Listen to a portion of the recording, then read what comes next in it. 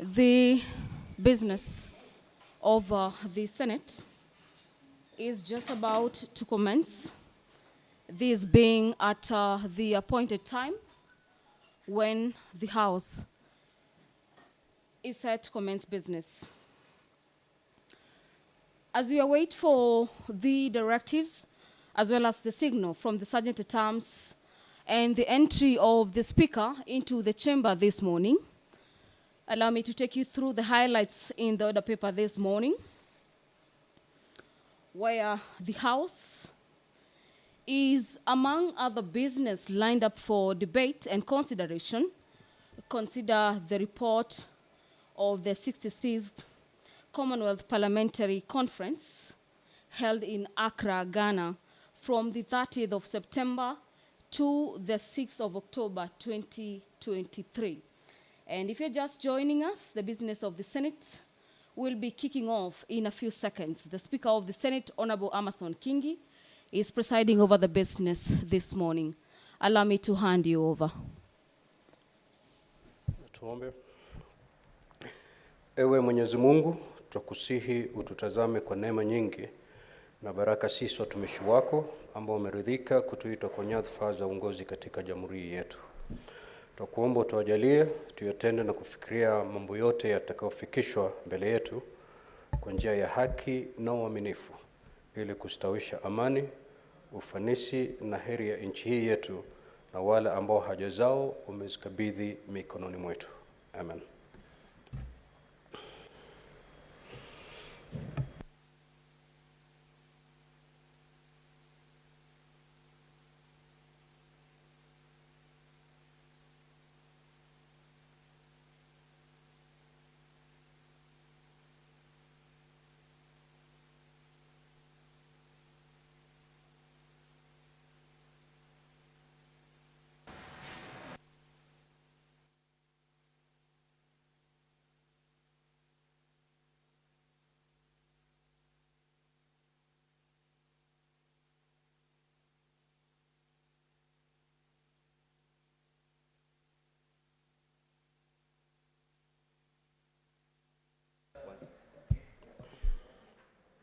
Clerk, do we have quorum? Sergeant at Arms, kindly ring the quorum bell for 10 minutes.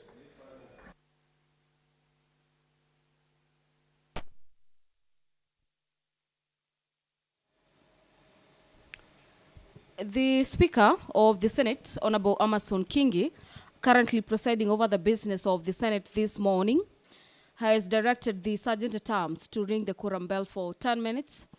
And this particular directive is to give some leeway to senators to make their way into the chamber this morning to allow the House raise the quorum. According to the standing orders of the House, at least 15 senators are required to be in the House at any particular time when the House is sitting. So as we await for that quorum to be attained, allow me to take you through the highlights in the order of business this morning. And remember, according to the newly revised standing orders, cabinet secretaries are set to appear before plenary. This being Wednesday morning, at the Senate, we have the Interior Cabinet Secretary, Professor Kithure Kindiki, who is set to appear before senators this morning. The CS for Interior will be answering on about 5 questions by senators.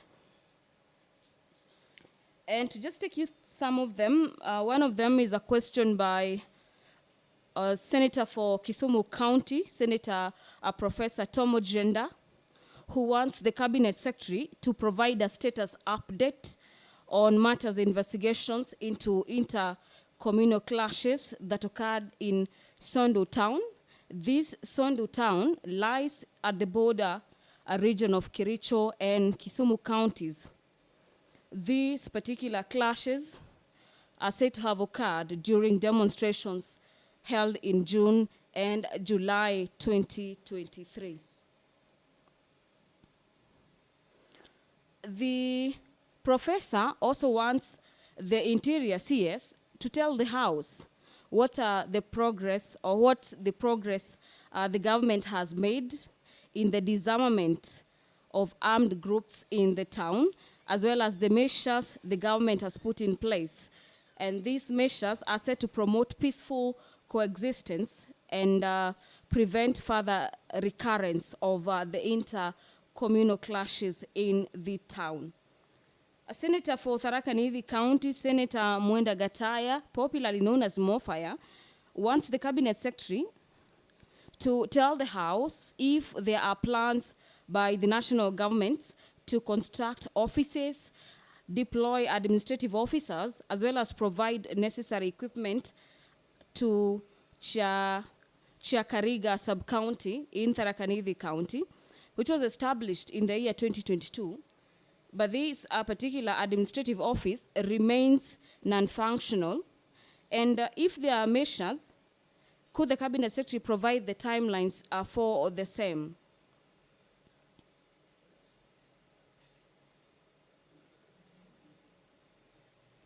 The senator for Kirinyaga County, Senator James Murango, will be asking the cabinet secretary for matters water, sanitation, and irrigation to provide details of all water projects budgeted for by the national government in Kirinyaga County for the financial year 2023-2024. And are there plans to supply water to residents of Muratiri area in Gishugu constituency through the Kirugoya Kutu's water supply project, and further installing additional water distribution pipes?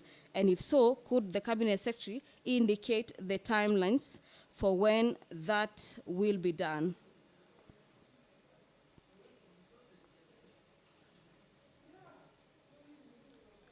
The House this morning is also set to consider a motion by the senator for Baringo County, Honorable Senator William Cheptumo.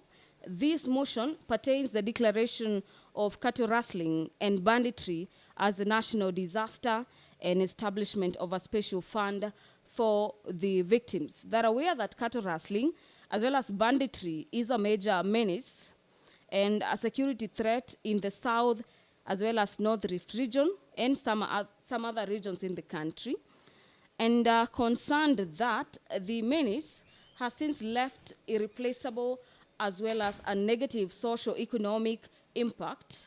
These include, but are not limited to, increased number of widows, widowers, orphaned children, poverty, displacement of persons, leading to internally displaced persons, popularly known as IDPs, as well as disruption of education and health programs, as well as other economic activities owing to the destruction and the closure of education, health, and other institutions. And further concerned that the persons living in the affected regions have been denied enjoyment of their social, economic, as well as political rights that are guaranteed to them through the Bill of Rights as enshrined in Chapter 4 of the Constitution. Now, therefore, the Senate resolves that the national government, through the Ministry of Interior and National Administration, and this is in collaboration with COG, the Council of Governors, do declare cattle rustling a national disaster. That the national government, through the Ministry of Interior, in collaboration with the Council of Governors, do establish a national task force. This national task force will be responsible for, so to speak, investigating matters to do with banditry and cattle rustling in the affected regions.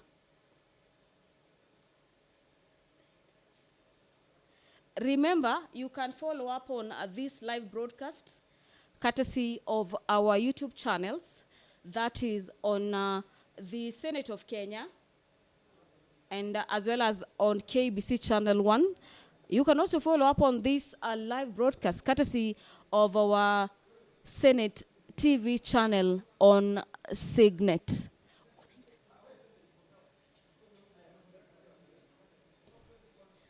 The senators are making their way into the chamber this morning to raise that particular pertinent number required for the House to commence business this morning.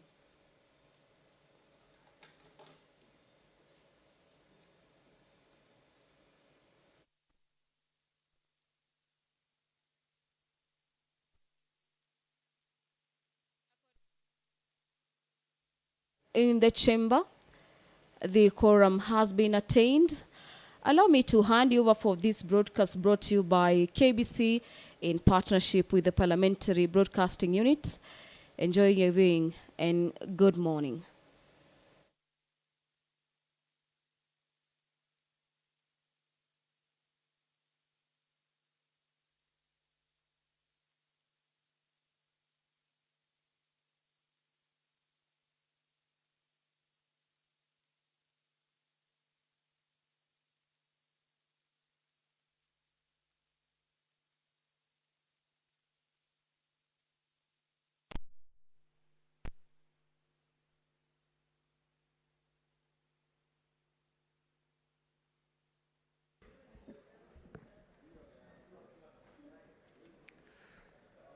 Clerk, now that we have quorum, kindly proceed to call the first order.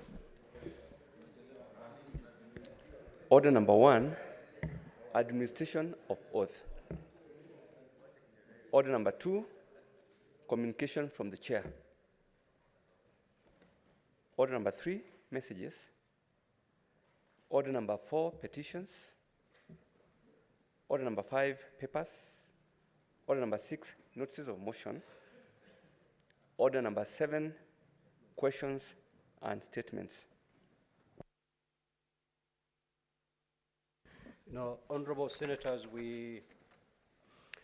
today we had 3 questions, and we expected 3 CSs to appear before the Senate today for purposes of responding to those 3 questions. However, I did receive the letter from the CS in charge of Interior that he will not be able to attend Parliament today, reason being that he is involved in the bilateral talks between Kenya and Ethiopia as we speak. I found that a very valid reason, and therefore, this morning we are going to get response to 2 questions by the CS in charge of water, and thereafter we will get some response from the CS in charge of agriculture. We're going to start with the CS responsible for matters related to water, and we are going to assign her exactly 1 hour. Thereafter, we'll hear the CS in charge of agriculture, another 1 hour, so that we have time to prosecute other businesses. Clerk, is the CS in charge of water present? So you can usher.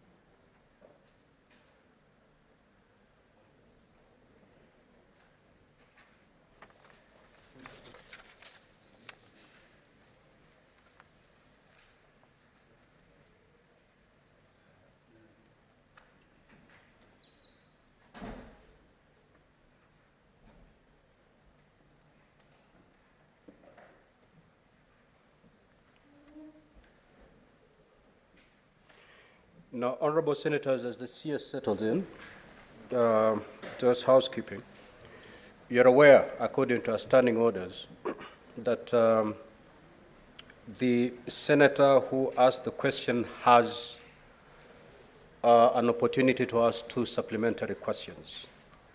That is after the CS has responded to the primary question.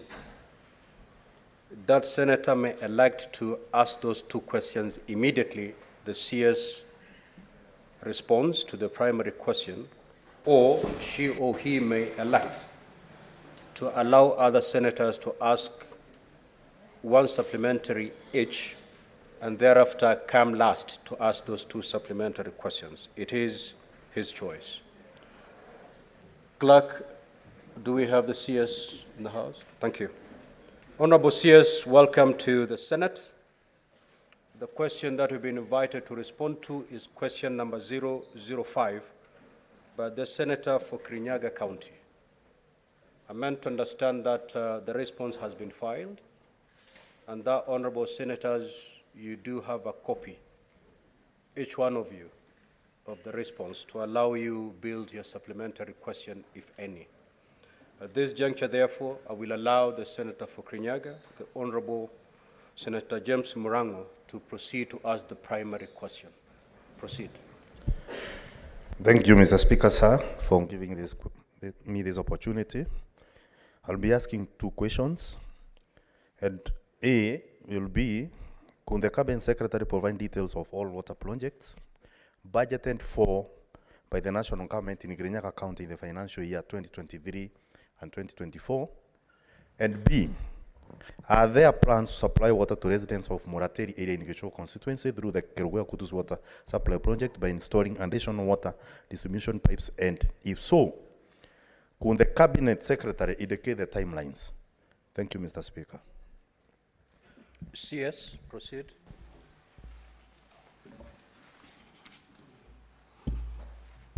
Honorable Speaker, members of the Senate, I want to thank you, Mr. Speaker, sir, for giving me this chance to come here and share some insight on the question asked by the Honorable Senator James Murango. The last time I was here, Honorable Speaker, is when I was Minister of Land, Public Works and Housing, and I'm happy to be here today as a sitting minister in charge of water, sanitation and irrigation. Honorable Speaker, I wish to reply as follows on the question that provides details of all water projects earmarked for funding by the national government in Kirinyaga County in the financial year 2023-2024. Honorable Speaker, in financial year 2023-2024, the national government has allocated the budget of Kenya shillings 135 million for construction of Ngariama Sugarcane water supply. The project is being implemented by Tana River Works Development Agency, and the scope of works includes: 1, construction of intake works, laying of 70 kilometers raw water gravity main; 3, construction of 4,200 cubic meters per day of water treatment works; 4, laying of 15 kilometers treated water gravity main; 5, laying of a 5 kilometer Mbiri Gechonjo distribution line; 6, laying of 4 kilometer Kiangoro distribution line; and 7, rehabilitation of 3 existing storage tanks. The project is located in Ngariama and Sugarcane wards of Geshogo constituency, and upon completion, it will benefit the same wards with clean and potable water. The targeted beneficiaries are approximately 14,000 households, including major learning institution and other public institution in the supply area. The project commenced on 22nd March 2023 with a contract duration of 18 months and will be completed on 22nd September 2024. Works are currently ongoing. However, the project has experienced challenges contributing to slow progress of works. The overall progress achieved to date is about 10%, and the challenges, Honorable Speaker, experienced include: 1, delay in obtaining the special use license for Kenya Forestry Services.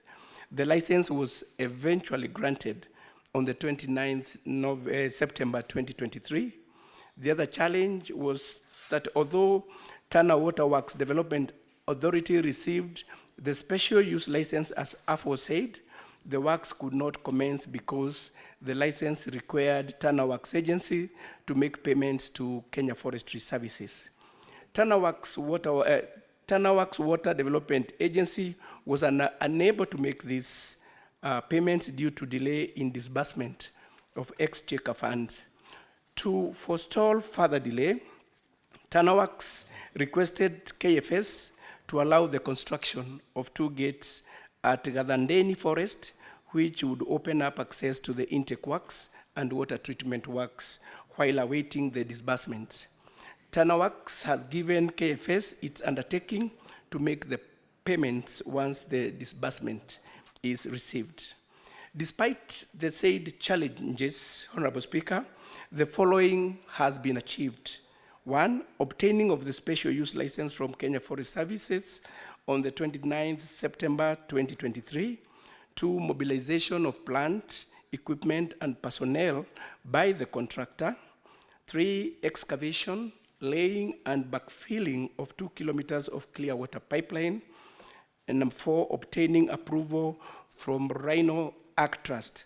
Rhino Act Trust is the main, they maintain the perimeter walls of that area to allow for construction of 2 gates at Gadhandeni Forest fence line section to open up access to the intake works and water treatment works respectively.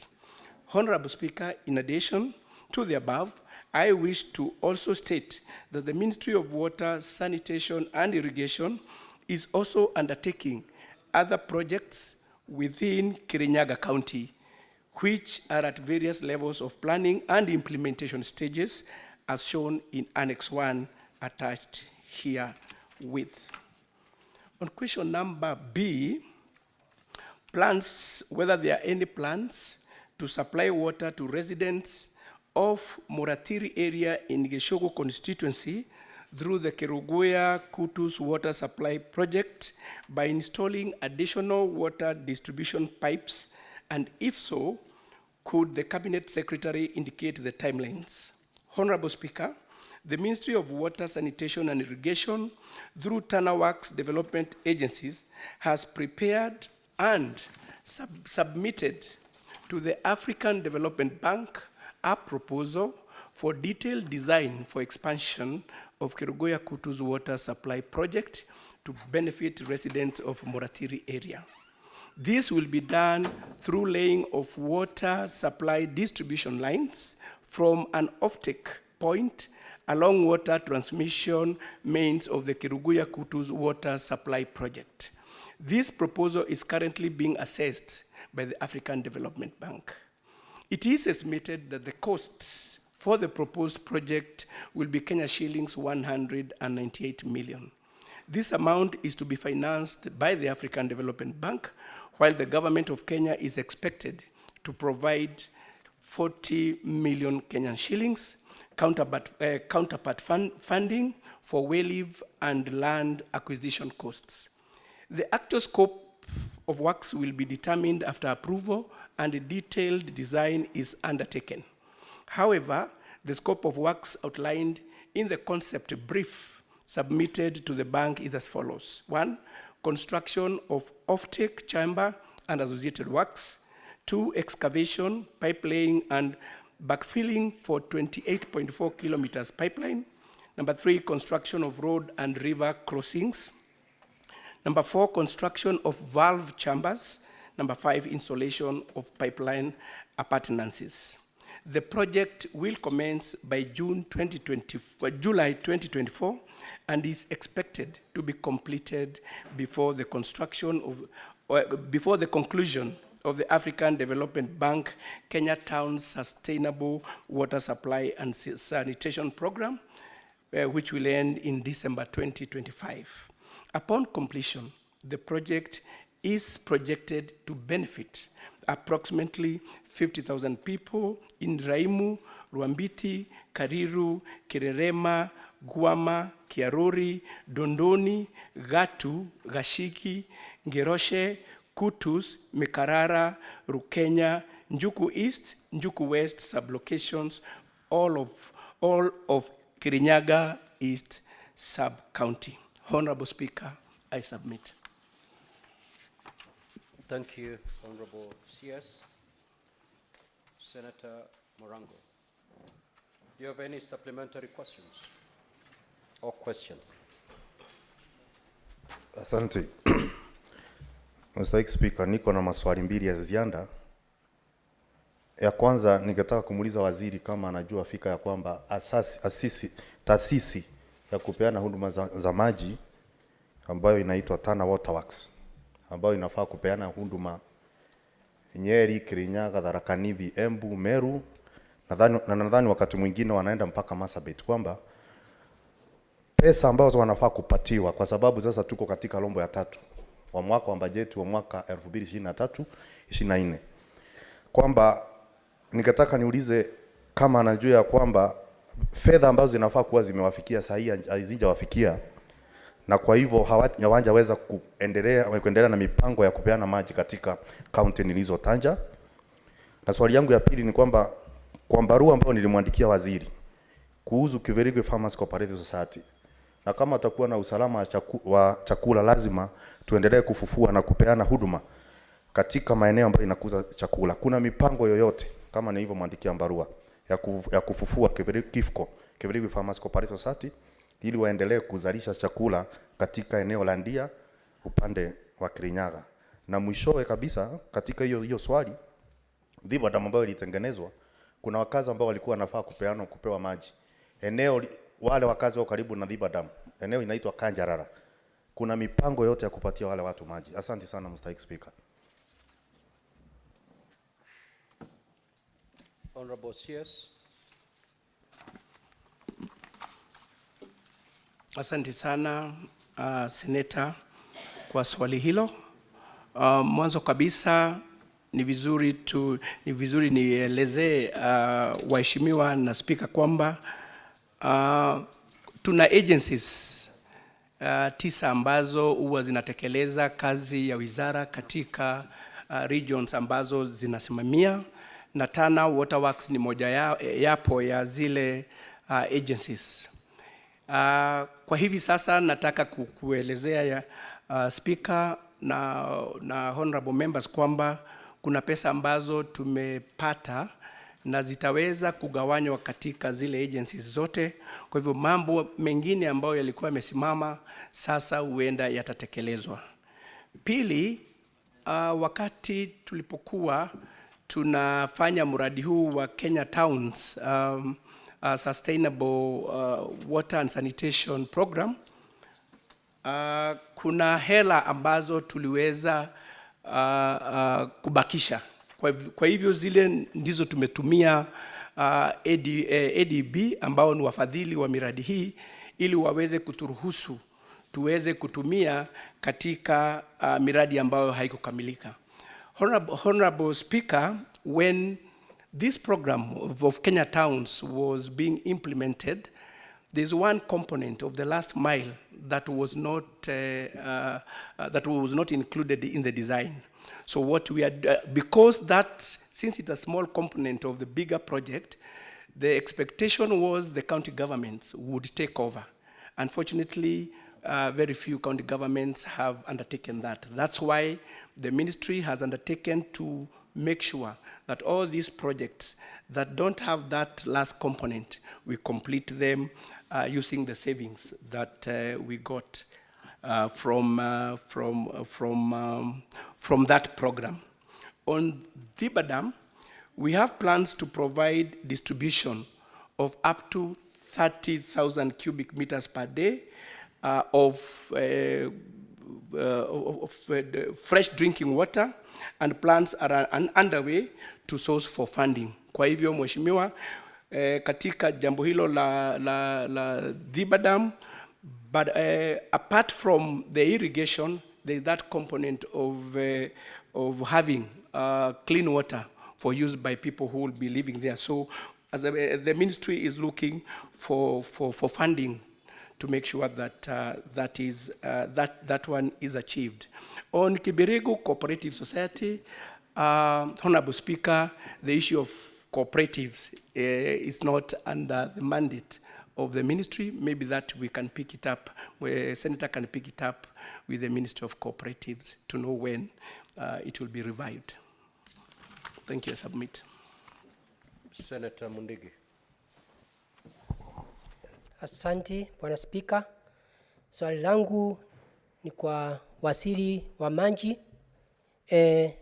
Bwana waziri, katika Embu County tuko na 4 sub-counties, Mbeere North, Mbeere South, upande wa chini. Kilimo yetu ni muguka na miraa na pia na pamba na ndengu na vitu zingine siku hizi. Na wakati serikali ya Kenya Kwanza imechukua usukani, imetuahidi damu 3 ambaye iko upande ya juu, kuna Dhambana ambaye inafaa isaidie watu wa Manyata na Mbeere South, upande wa Mwea na Kiambere, na upande wa Dhosi, upande wa Runyenjes isaidie upande wa Mbeere North, na pia Kamomo ambaye itasaidia upande wa Mbeere North, ndio kilimo iwe kilimo bora.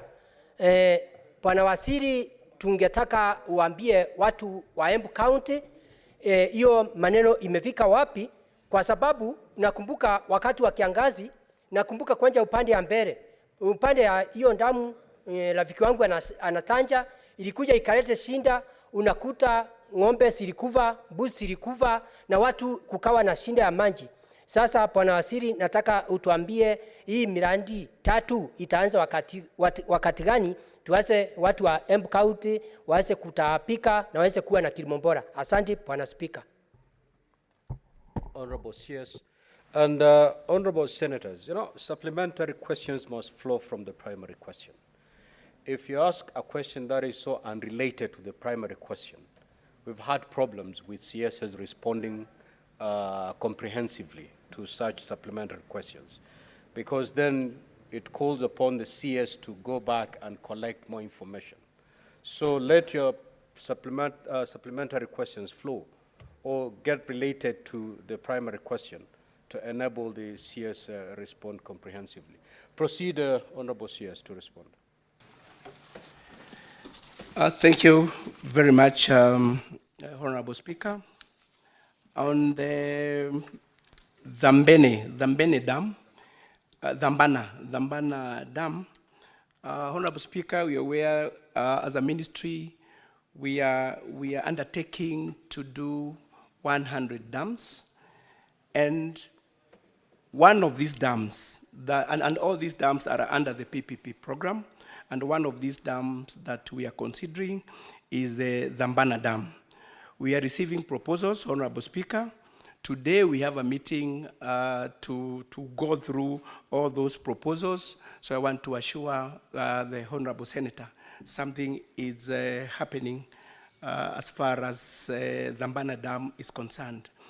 On Kamumu, we have submitted, Honorable Speaker, our proposal to UKF for review, and we are hopeful that these dams will be implemented after we get they go through the initial stage of the proposal. So I want to assure the Senator that we have on course 100 dams that we want to implement, but now what we are doing is to look for people whom we can partner with to make sure that we realize the implementation of these dams. I submit. Senator Olekina. Mr. Speaker, thank you. Mr. Speaker, I have a supplementary question to the question asked by the senator from Kirinyaga. When I was listening to the Cabinet Secretary giving his responses, he alluded to the fact that there is money that the ministry has obtained, and it's going to fill the gaps, particularly when he was responding on the issue of the water agencies. Now, can the Cabinet Secretary provide full details of the amount that they have obtained, the time frame that is going to take to pay these water agencies? I have a very big problem discussing the issue of water because water is devolved. But the ministry, through the agencies, have the largest share of the budget. So can the minister be a bit specific in terms of the amount that he alleged to have been obtained that will be able to fill in the gaps and pay the water agencies, provide details of the funds which the state has obtained, and then maybe just to clarify on his last sentence, he alluded to the fact that he's also looking for more money. Does that relate to the query that the distinguished senator had asked? And then finally, on the issue of these funds that you allege to have obtained. Senator Ladama, let me refer you to Standing Order 51. 51C7. Upon the issuance of a response or making of a statement under paragraph 1, the Speaker may allow any other senator to ask a supplementary question, meaning one. You've asked one, let the CS respond to it. Oh. You want to ask another one? No, I'm not asking, Mr. Speaker, sorry. I'm not asking another question. I'm only asking the same question. I'm only giving him fodder. I'm only giving him fodder, Mr. Speaker, for him to be able to respond. Allow me 30 seconds to finalize my one question. He has enough fodder. So the question, Mr. Speaker, if you allow me, all right. is that we're coming to the end of the financial year. And the minister has alleged that he has obtained money to complete the project that the distinguished senator had queried. So can he be specific in terms of the deliverables, the timeframes, so that at least the query that has been asked by my colleague will be responded to satisfactorily? Thank you, Mr. Speaker. Proceed, Honorable CS. Thank you, Honorable Speaker. As I had mentioned earlier, what we have received as a ministry is the allocation for the first quarter, which is 4 billion, and that will be dispersed to the waterworks agencies immediately. What again I talked about was the savings that we received or we got from the Kenya Towns waterworks programs, and that's why we have written to the ADB so that we can get a no objection, and then we start finalizing on the projects that have been hanging. I submit. Senator Cheriot. Mr. Speaker, I have a supplementary question to the Minister for which he can choose to answer now or later, because it's a bit detailed and I believe probably will be useful to this House, especially in the consideration of resource distribution. Mr. Speaker, when we recently, a few years ago, had a debate on revenue share between counties, proximity to service is one of the factors that we consider, though on many occasions we consider health services. So my supplementary question to the Minister is in relation to availability of water to the citizens, and to find out if, as a ministry, they have commissioned a study that will help the policy makers, who include us in Parliament who do budgets, on a countrywide study that will give a map of how close to water citizens are. Because I'm aware that there are certain counties where citizens have to travel extremely far to access water, and whether that study is what guides them as a ministry when they are making decisions on where to place the next water service availability, especially on mega projects like dams and other such services, Mr. Speaker. Therefore, the Minister can respond if there is such a study, or if it's something that he wants to reflect and give us the next time he appears before the House, I'll still be fine. I thank you, Mr. Speaker. Honorable CS, proceed.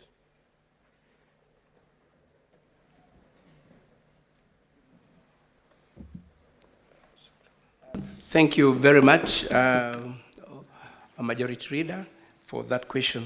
Honorable Speaker, Kenya today we all know that 80% of our country is either arid or semi-arid. And accessibility to water is about 72%.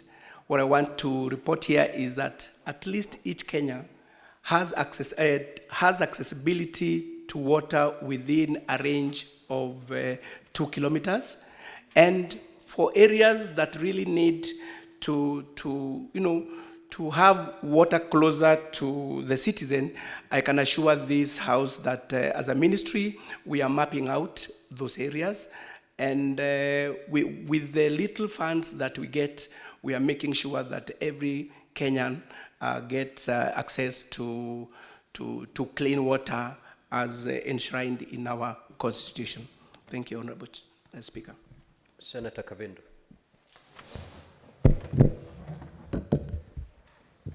Thank you, Mr. Speaker.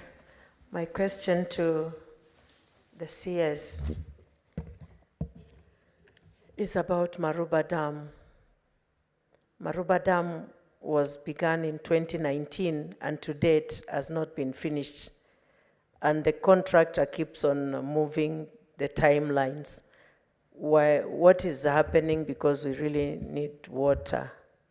Mr. CS, I know you were not there then, but kindly try to answer. Honorable CS. Thank you. Thank you, Honorable Speaker and the Senator. On the issue of Maruba Dam, Honorable Speaker, I would request that we be given more time to look into it. But here it requires a lot of desilting, but a comprehensive report will be provided to this House or to the Senator if we can have a bilateral between me and him. Thank you, Honorable Speaker. Honorable CS, are you in a position to give us time indication when you're going to file that supplementary response? Honorable Speaker, within a week will be done. All right. Just file it with the clerk and it shall be transmitted to the Honorable Senator. Senator Kathuri Murungi. Thank you, Honorable Speaker. My supplementary question, Honorable Speaker, is actually related to what my colleague Senator Morango had asked, noting that the Tana Water Works Agency also covers Meru County. Mr. Speaker, I'm aware that we have lined up several dams that need to be done in this region. But Mr. Speaker, you know, we cannot wait for the dams, Honorable CS, which might take some years before you complete them. But we are very desperate with interventions that can help our people. We have discussed with the ministry since the new government, Kenya Kwanza government, came to power. And we have agreed on several interventions on boreholes, water pans, small dams, etc. Which, Honorable Speaker, since we discussed and they were agreed, and we agreed on how we can move forward, including the team going to the ground to survey those projects. Nothing has happened since that time, the year 2023-2024 financial year. So, Honorable Speaker, as we wait for the big projects, big dams, what interventions is the ministry doing in Meru County to make sure that whatever we agreed in the ministry, I can see all the officers in the agency, Tana Water Works in this house, Mr. Speaker, but every time we are told that there is no allocation for such funds. Now that the CS has indicated that there is some money which is coming in soon, how much is he allocating to Meru? Because we really need to also move together as in this country. Meru is one of the water scarce areas, especially the Nyambene region and the lower zone of Meru County, Mbundaring, Tarakanidi, Mr. Speaker. Thank you. Honorable CS. Thank you very much, Mr. Speaker. I agree with the Senator that larger part of Meru County and the Rakanithi has a problem with water. The mitigations we are doing currently as we wait to do the big dams is that we are doing water pans. And also I want to inform this August House that by next week we will be advertising for boreholes construction. So we are mitigating on the water pans and boreholes because the little money that we get, we can be able to come up with those as we wait for the bigger dams that will serve larger areas. I submit, Mr. Speaker. Senator Cheptumo. Thank you, Mr. Speaker. Mr. Speaker, Baringo County is 68% arid and semi-arid. And we are blessed as a county to have Lake Baringo in our county. It's a freshwater lake. And as the leadership of Baringo, Mr. Speaker, we had presented a proposal to the ministry that we can utilize that water from Lake Baringo, take it upstream, and be able to irrigate a bigger chunk of land, which will help Baringo North, Baringo South, and Tiatei in terms of irrigation. And Mr. Speaker, you recall when the former CS appeared here, she confirmed that they were planning to irrigate about 60,000 acres of land. I wanted the CS to confirm to this House, Mr. Speaker, how far they have gone in that planning, because it's going to really, really boost our food production as a county and be able to sort out the current situation of insecurity, which is really affecting that area. Honorable CS. Thank you very much, Honorable Speaker. Thank you very much for that question, Honorable Senator. I want to inform the Senator that we have received a proposal from Baringo County on that issue. We are analyzing it as a ministry to see how best we can utilize Lake Baringo, which is a freshwater lake, to benefit people living within that area. So I want to assure you the ministry is analyzing the proposal that came from the county government of Baringo. I submit, Honorable Speaker. Senator Mandago.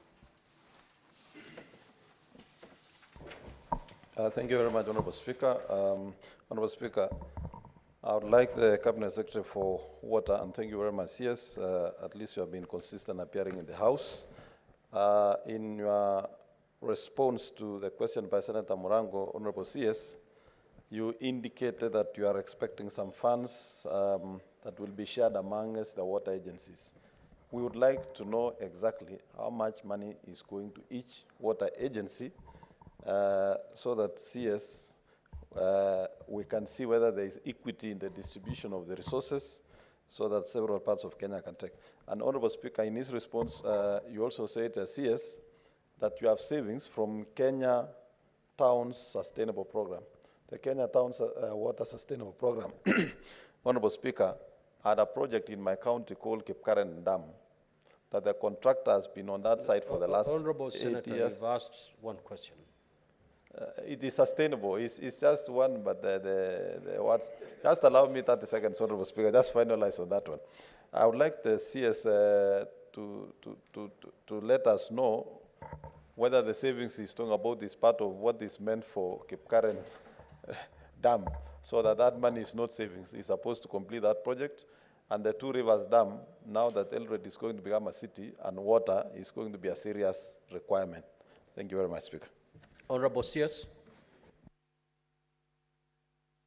Thank you very much, Honorable Speaker and Honorable Senator, for the questions. One,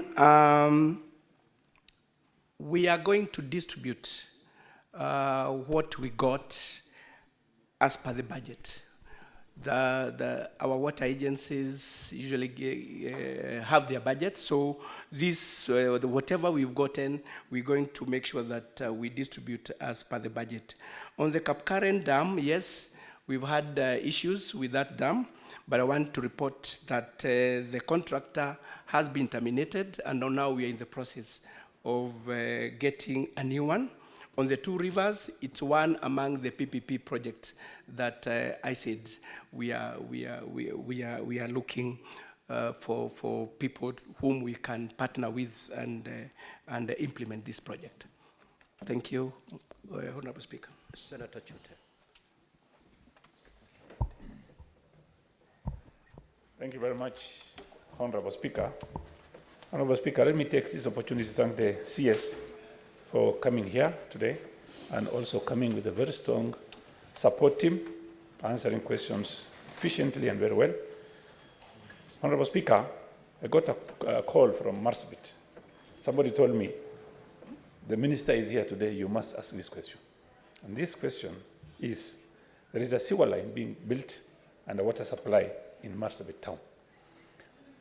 The question is, the CS should tell us when is he going to commission, to complete and commission this project very efficiently, because what is happening now, Marsabit town, which is the county headquarters, has a problem of water supply and sewer system.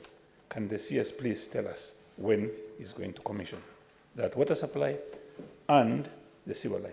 Thank you very much, Honorable Speaker. Honorable CS. Thank you, Honorable Speaker, and thank you for that question from the Honorable Senator. Under the Kenya towns, we have the Marsabit water supply project, and with the water, actually there are two. We have the sewer and the water. For the water, Honorable Speaker, we are done. Now what is remaining is the last mile connectivity, which it is among the proposals we have requested the ADB to agree, as you say, from the savings. So I want to assure the senator that those projects will be commissioned soon. Once we are done with we have a 6.2 kilometer area that had some issues. One, the issue was on land, but now that we are through with that.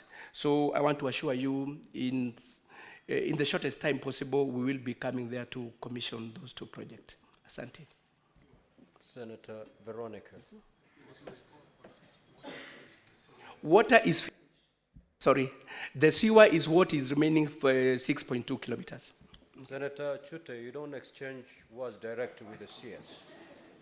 You're out of order. Senator Veronica. Thank you, Honorable Speaker, for this opportunity. Honorable CS, welcome to Senate once again.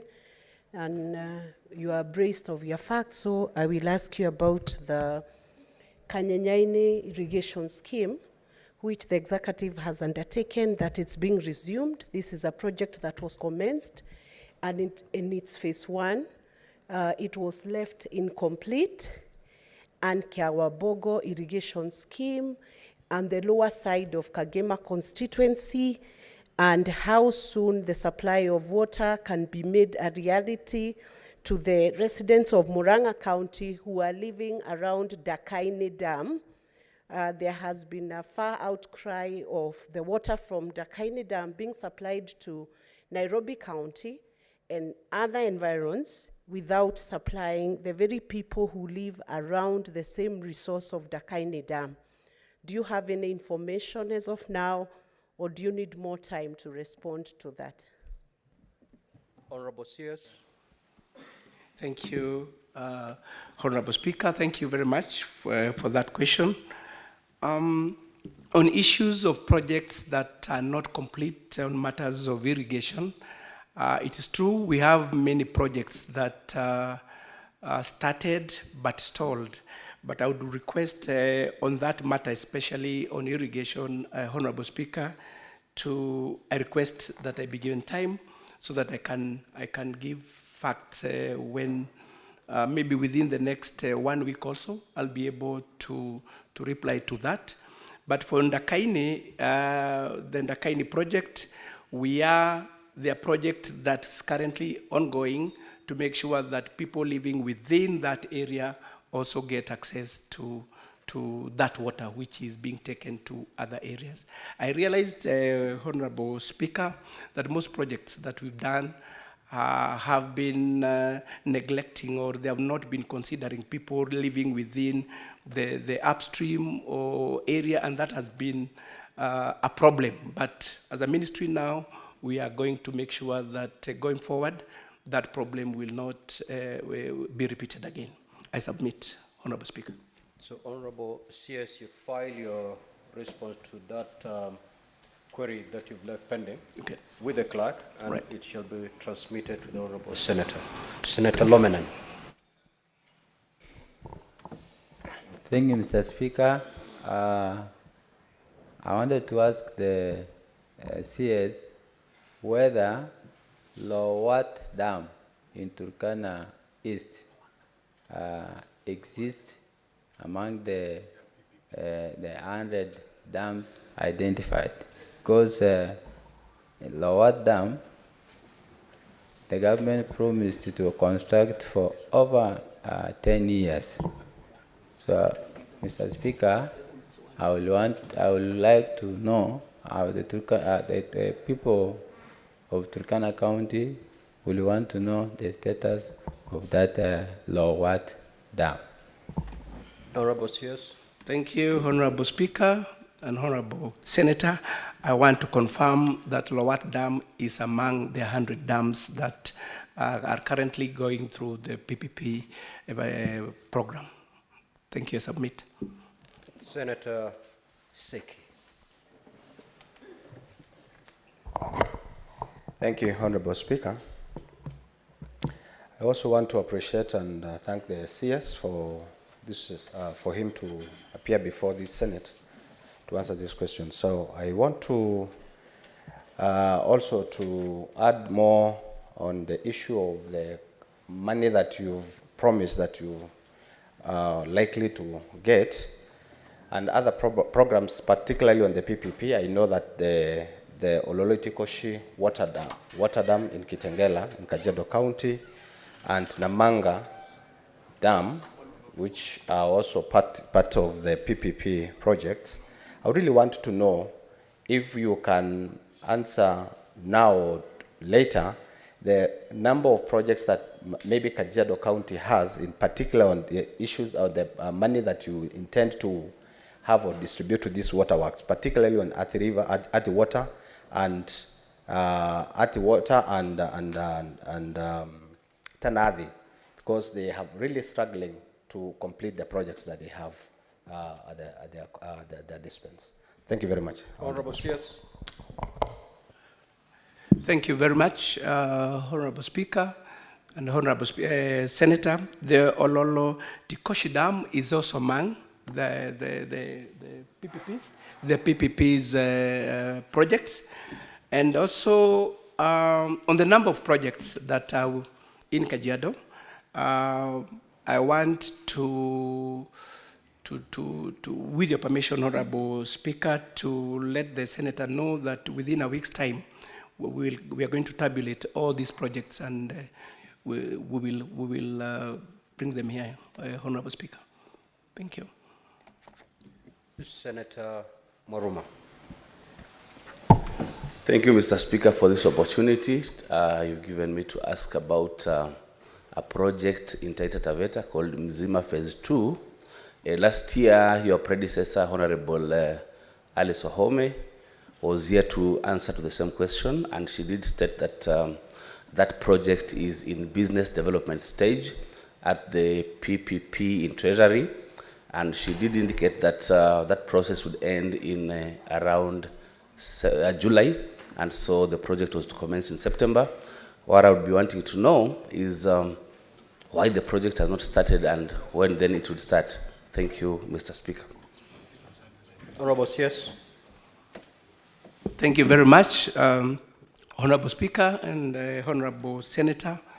That project, after evaluating it, it was terminated, and I'm told now we are reviewing to see that it starts afresh with, in a way that we will not have issues. So it was terminated because it was, one, very expensive, and it was not attracting investors. So we want to restart the whole process again. I submit, Honorable Speaker. Honorable CS, when you say I'm told, what exactly do you mean? No, sorry for that. The position is the project was terminated. And what we are doing now is to do another evaluation so that it's not expensive and it will be bankable and attract attract investors whom we'll partner with. I submit. Senator Mofire. Thank you, Honorable Speaker. I am seeking to know from the CS Water in a rejoinder to your recent visit to Rakanidi, where we had a very successful engagement with the locals. But immediately after you left, people approached me to get some information from you on the much talked Kiboka Dam, which has seen very many generations talk about it. But the information on the ground is very scanty on the compensation, on when people are expected to move out of the intended land where the dam is supposed to occupy, the timing, and the date of inception. So on the ground, Honorable CS, nothing much is on the ground about Kiboka Dam, which is expected to cover a very big chunk of land, enclosing some part of Kitui and some part of Kamanyaki, location in the Raka constituency, in the Rakanidi County. So I don't know whether you have that information now, or you can maybe get some proper information regarding this much talk about Kiboka Dam, which has been there for very many What is your governments. question, Honorable? The question is the information, Honorable Speaker, that I want to know from the CS. What the information do we have to give to the people? Because there is scant information on the ground about this, the construction of this dam. Honorable CS. Thank you, Honorable Speaker and Honorable Senator. The project you are talking about, it's also, we have a multi-purpose dam known as High Grand Falls. So this will fall within that, and it's among the 100 dams that are under PPP. I submit, Honorable Speaker. Honorable Senator for Mombasa, Haji. Thank you. Mine is just supplementary on what Senator Maruma had asked about Mzima Springs. You realize that Mzima supplies from parts of Titwandei all the way to Mombasa. And for the last, I don't know, many 60 years or so, nothing has been done about it, just maybe minor repairs and rehabilitations. What plans does the government have to maybe do a second pipeline from Mzima? Because we know there's sufficient water in Mzima, but it's just a matter of putting up a pipeline from the Mzima Springs to Mombasa. Thank you. Honorable CS. Thank you very much, Honorable Speaker and Honorable Senator. Yes, as I indicated earlier, yes, we know we have Mzima 1, which is doing well, it's working. Now we wanted to add more water through the Mzima 2, but we realized it was expensive, and we never got investors who could really work with us. So what I submitted earlier is that we are going to re-advertise on Mzima 2 so that we can add more water going to the areas that don't have water. I submit, Honorable Speaker. Senator Manzo. Thank you, Mr. Speaker. Mr. Speaker, I would like to ask the CS for water. When is the actual completion time for Thwake Dam? And I want to thank him for recently visiting it. And after visiting it, there has been questions from the people on what are you going to do about phase 2 and whether it is in the budget program now on taking water to Konza City and the general water to the people, to water town for sewerage and use, and also for irrigation in in the counties which will touch this, which include Kitui, Machakos, Makueni, and Kajiado. And then finally, the no-trash water from Kilimanjaro, is seized. When is it likely to restart so that they can supply people to water to the people of Makueni, especially Mali? Honorable CS. Oh, thank you, Honorable Speaker and Honorable Senator. It's true, I personally visited there, but I missed you a lot. I thought you'd be there. But so far, by the time I was there, the progress of the dam was at 89%. The contractor requested we had more time. We added 3 months. So we are hopeful, and that is the agreement that by the end of May, the dam will be done. After that, of course, we have the other components of power and irrigation. So immediately after this, then we will start the process of getting investors who will partner with us so that we can also complete those other 2 components. I submit, Honorable Speaker. Honorable Senators, this brings us to the end of question 005. And therefore, at that juncture, we're going to release the CS. Thank you so much, Honorable CS, for coming to the Senate for purposes of responding to this question. You are now free to go back to your office. Clerk, kindly usher in the CS in charge of agriculture.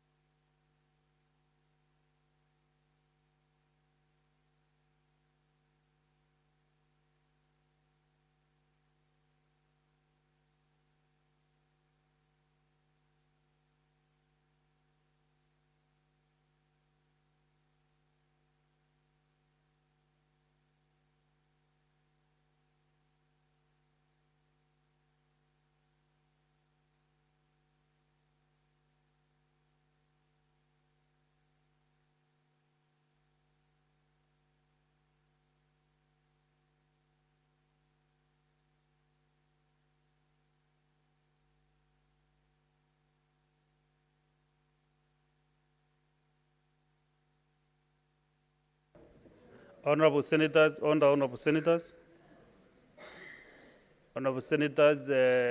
before the Senate, you have the CS for Agriculture and former Senator Honorable Mithika Linturi. I do have 2 questions from Professor Tom Ojenda. Can you get your seat and ask the questions kindly? We start with question number 003. So CS Agriculture and your team will come to the Senate.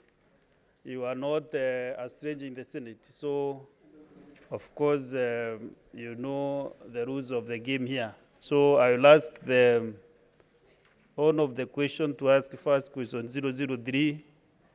And then if you'll be having any supplementary question, you'll ask later. And also I will allow a few senators also to give their supplementary questions. Professor Tom Ojenda.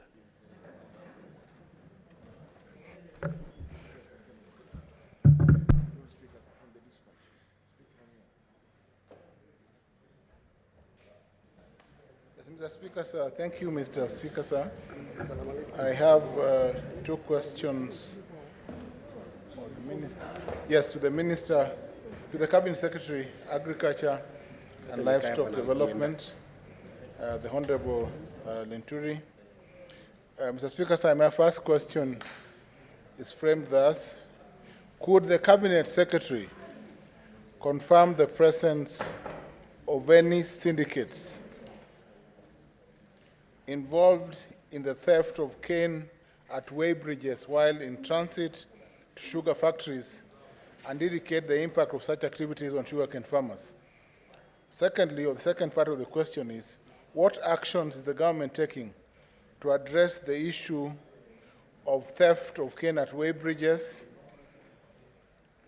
and the plans by the Cabinet Secretary to compensate sugarcane farmers and hold accountable the persons involved? Mr. Speaker, that is question 003. Okay, fine. Have your Can I seat. do the two questions? No. Let the CS go first answer the first question. CS.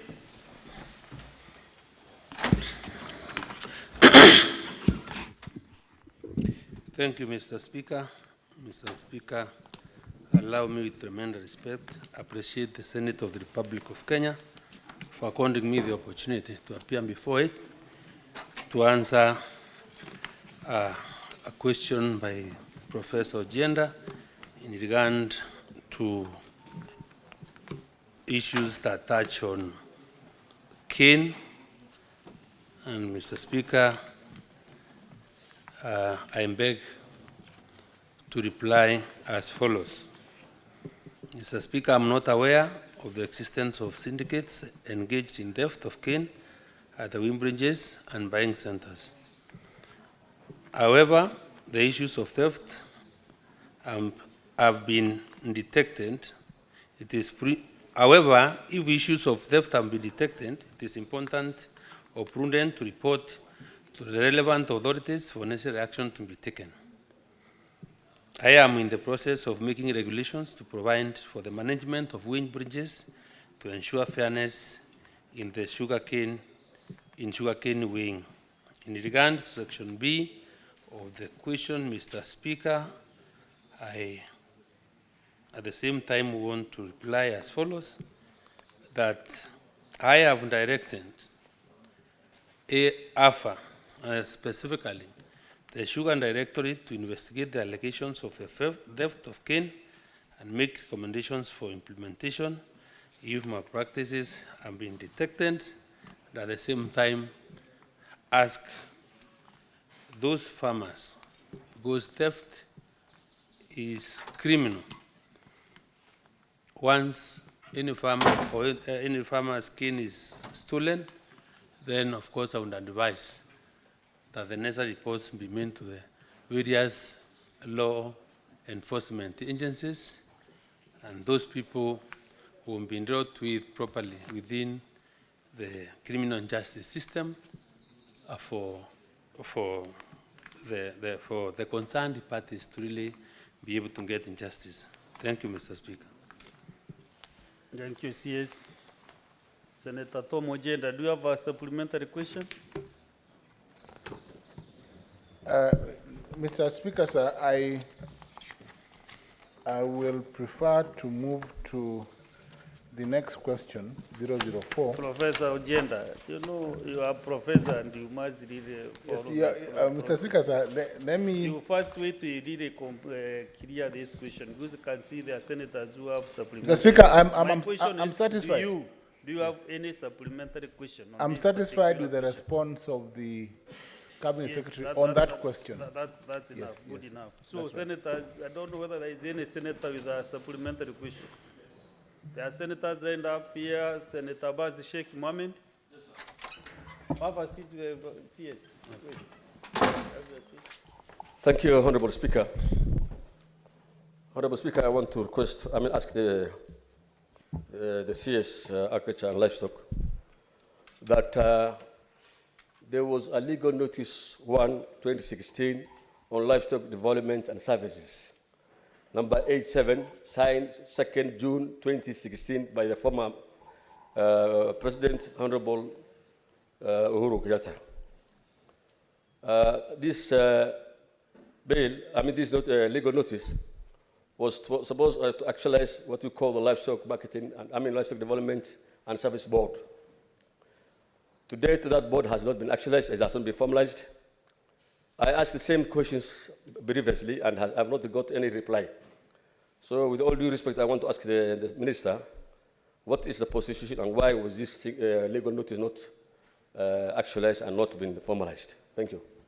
Before the CS thinks he is fit to answer the question, Honorable Senators, you know as much as practically possible, we are guiding that we should be asking a question related to the primary question. Because if you ask a question that is so deep and the CS are not prepared for that particular answer, you see you cannot be able to get that answer now. So, Senators, I will kindly request we try as much as possible to go that line. Let us take that route so that we also don't ask questions that the CS cannot be able to answer forthrightly. But because you have asked, I will ask him. If he doesn't have the answer, of course, maybe your question can be answered at a later date, or you can take it due to the route and due process. So, CS, you can answer the question from Senator Buzz. Mr. Speaker, I may not have other better ones to communicate to the distinguished senator other than adopt your ones and say that indeed that question is completely different from the matters that are before us and touches completely on a different department. That is the Department of Livestock. And from what the senator is saying, I think it can only be fair for him to give me an opportunity to look at the legal notice. He appreciates this was not done within the time I've been in the ministry, so I may not have interacted with it. And for that matter, I wouldn't mind preparing myself with him asking a more substantive question so that I'm able to respond to the issues that he really wants us as a ministry to address. But I would just want to give him the comfort that the ASAR areas or the livestock keepers of this country is an area that this administration is very keen on. I am currently running a breed improvement program within the ASAR areas to assist the breeders, the farmers to change their breeds. You are aware the leather value chain dairy is a key value chain that the Kenya Kwanza administration is really working on, which is all meant to improving the livelihoods of the livestock keepers. Last week, Mr. Speaker, sir, I was in Isiolo, where I went to really check on the progress of the construction of the Isiolo abattoir, where we are making Isiolo an hub for the hub meat for the region, which is meant to serve 6 counties, with Isiolo, Marsabit, Samburu, so that we are able really to give support to our livestock farmers. So livestock is an area that is so dear to us as an administration. I would only ask you to really kindly work with us very closely, because we are very keen in improving our breeds so that they're able to give me more milk, they are able to have the ability to handle more weight for purposes of us being able to export quality beef. And within the program that we are running also to grow animal feed, to be able to support our livestock farmers, your counties are some of the counties that I'm supporting through the 20 and the drive projects that we are running for purposes of making sure that no one is left behind. The livestock keepers and counties in this country are within the framework of within our target that is so clear and intentional in changing the livelihoods of everyone from the bottom of the pyramid. Thank you, Mr. Speaker. Thank you, Honorable CS. I will advise that Senator Abbas, maybe you can do your question the normal process so that on record you can get the comprehensive answer. I think that the CS has needed a trend also to explain the position at the moment. I have asked the same questions earlier through I made that statement. To date, I have not received any response. And this thing has been overdue. And then, the Livestock Development and Services Board is a very important board. When every other agricultural product has a marketing board. Senator, I request that we need to follow up even through our normal office, which handles this process. I will do that. So that you can be able to be assisted. Okay, thank you. Mr. Speaker, if you may indulge me, if probably the Senator asked a question that was asked, that has not found its way on my desk. I don't mind him sharing with me, then I can go prepare and come. Yeah, that's why I said you follow up with the right office so that it can get to you officially. The next is Senator Lenda Morekina. Thank you, Mr. Speaker. Mr. Speaker, my supplementary question is specific to why the director, Samuel Ongo, who represents sugarcane farmers, has not been gazetted as a director in AFA. Currently, the sugarcane farmers are not represented in the board, so the question to the Cabinet Secretary, and if he does not have the answer, I'm happy to get the answer in a subsequent visit that he will come. But I believe, him being the Cabinet Secretary, he has the answer. CS Agriculture.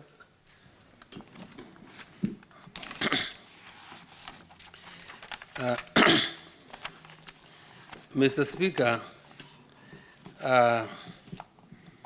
let me say that I have a duty to give the Senate the true position of issues that this House would require from me, where I'm able to.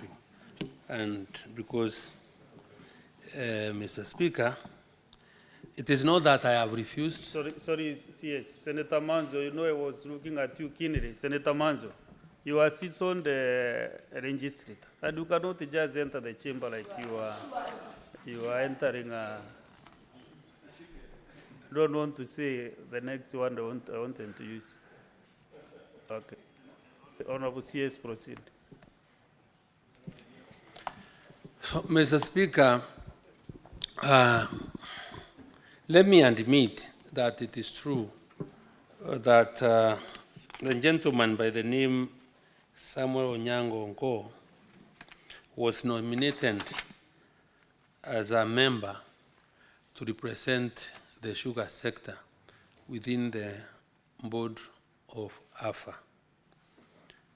And Mr. Speaker, the process of getting to the board of AFA is a long one, and I've never seen any other participatory consultative process than this one. Because we advertise, people apply, they are vetted, they are interviewed, and subsequently names are forwarded to me for appointment. But to cut the story short, Mr. Speaker, that the appointment of Samuel Ongo was a subject matter of judicial review number 045 of 2023. And in this particular case, the courts at that time suspended or announced his appointment in the board of AFA. However, thereafter looking at the issues that the courts raised and recognizing the importance of the membership of a sugar representative in the board of AFA, I have initiated the processes of making sure I regularize the appointment of Mr. Samuel Ongo to the board. Mr. Speaker, I think it's because when this matter was before court, the Office of the Attorney General was representing the ministry and were properly versed of this matter.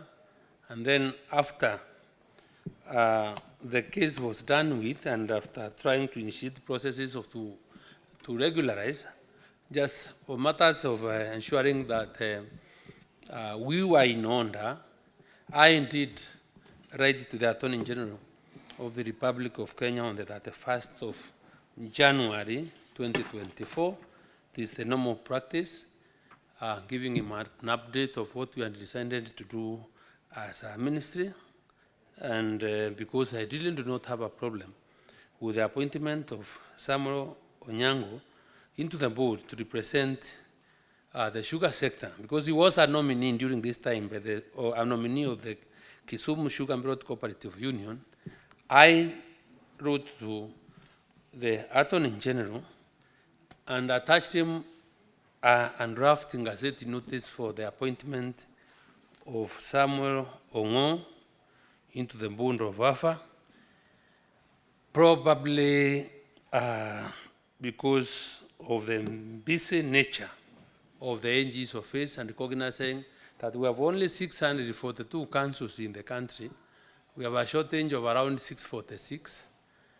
Probably that is where the delay could be, but I want to confirm to this House that within the shortest possible time, probably maybe give me 2 weeks, just in case today is a Wednesday, today is Tuesday, Gazette notices are done on Fridays. If I'm not able to meet the deadline, because I have to go and chase and get to know the status, probably I can commit to have the Gazette notice for the other week carry the name of Samuel Ongo as a board member to represent the Kisumu Sugar Bread Cooperative in the board of AFA. Thank you, Mr. Speaker. Thank you. For record purposes, today is Wednesday, so I think also Senator Lekina, you are comfortable with that answer. Personally, I think it has given some way forward. No, you want only a chance to ask a supplementary question, which has been satisfactorily answered by the CS. Agree within 2 seconds.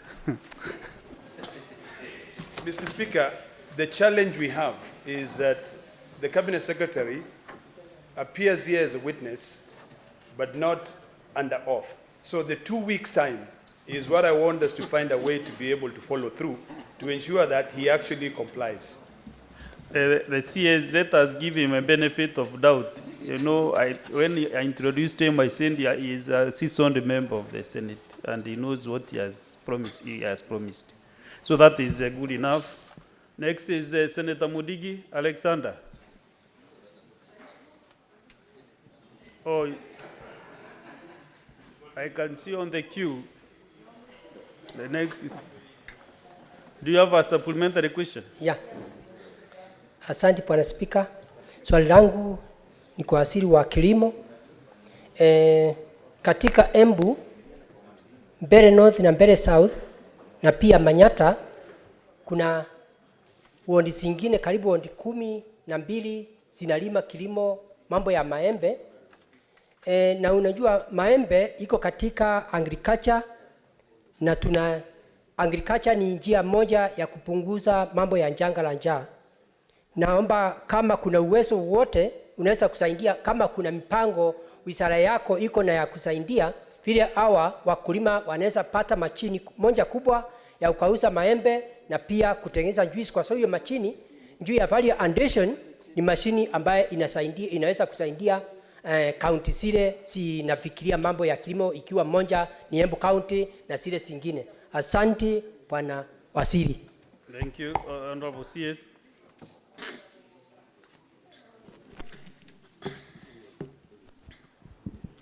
kama sheria za bunge hazijabadilika, nafikiria swali lingeulizwa kwa Kiswahili, unarudi kwa Kiswahili. Kwa hivyo nitajaribu kung'ang'ana na hiyo swali niweze kulinjibu. Ni kweli nakubaliana na Mheshimiwa Mundigi ya kwamba kilimo ni idara ambayo inaweza kubadilisha na kumaliza umaskini katika taifa letu.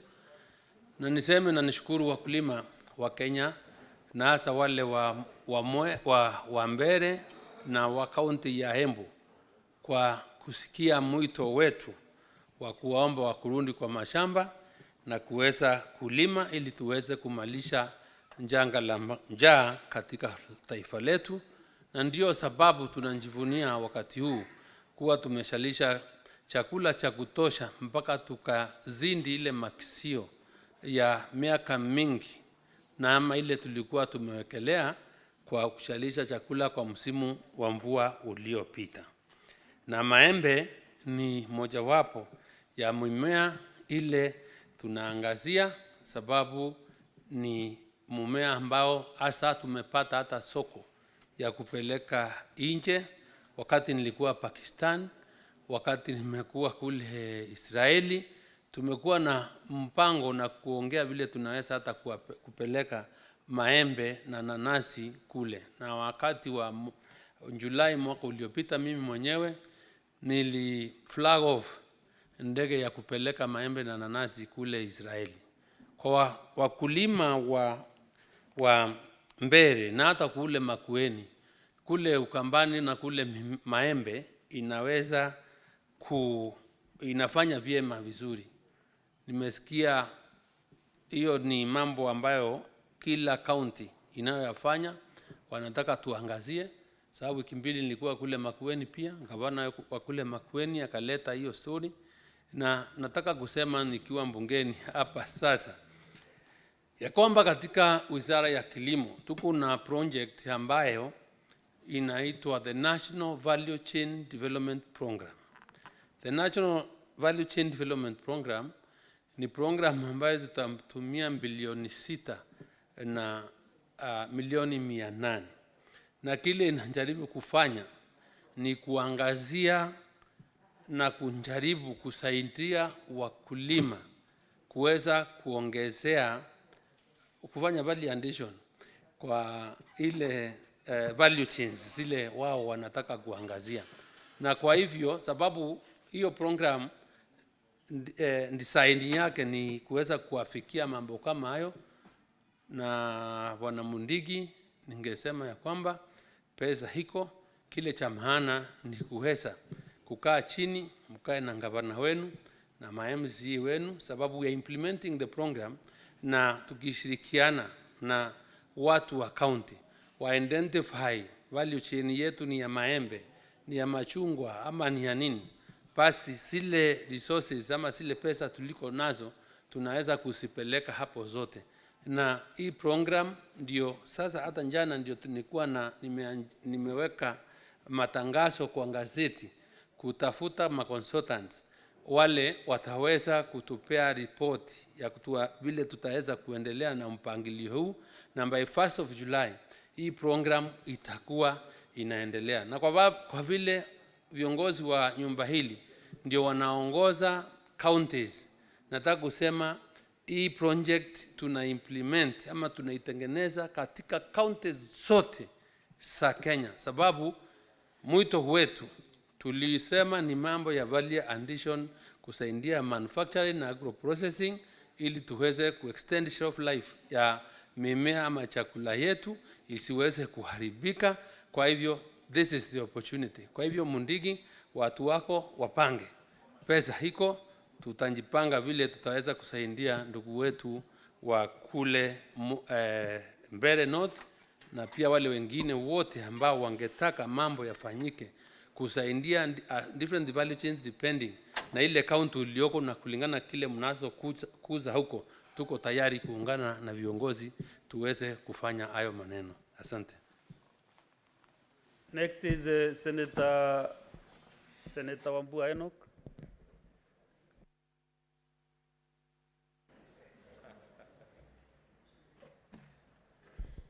I thank you, Mr. Speaker.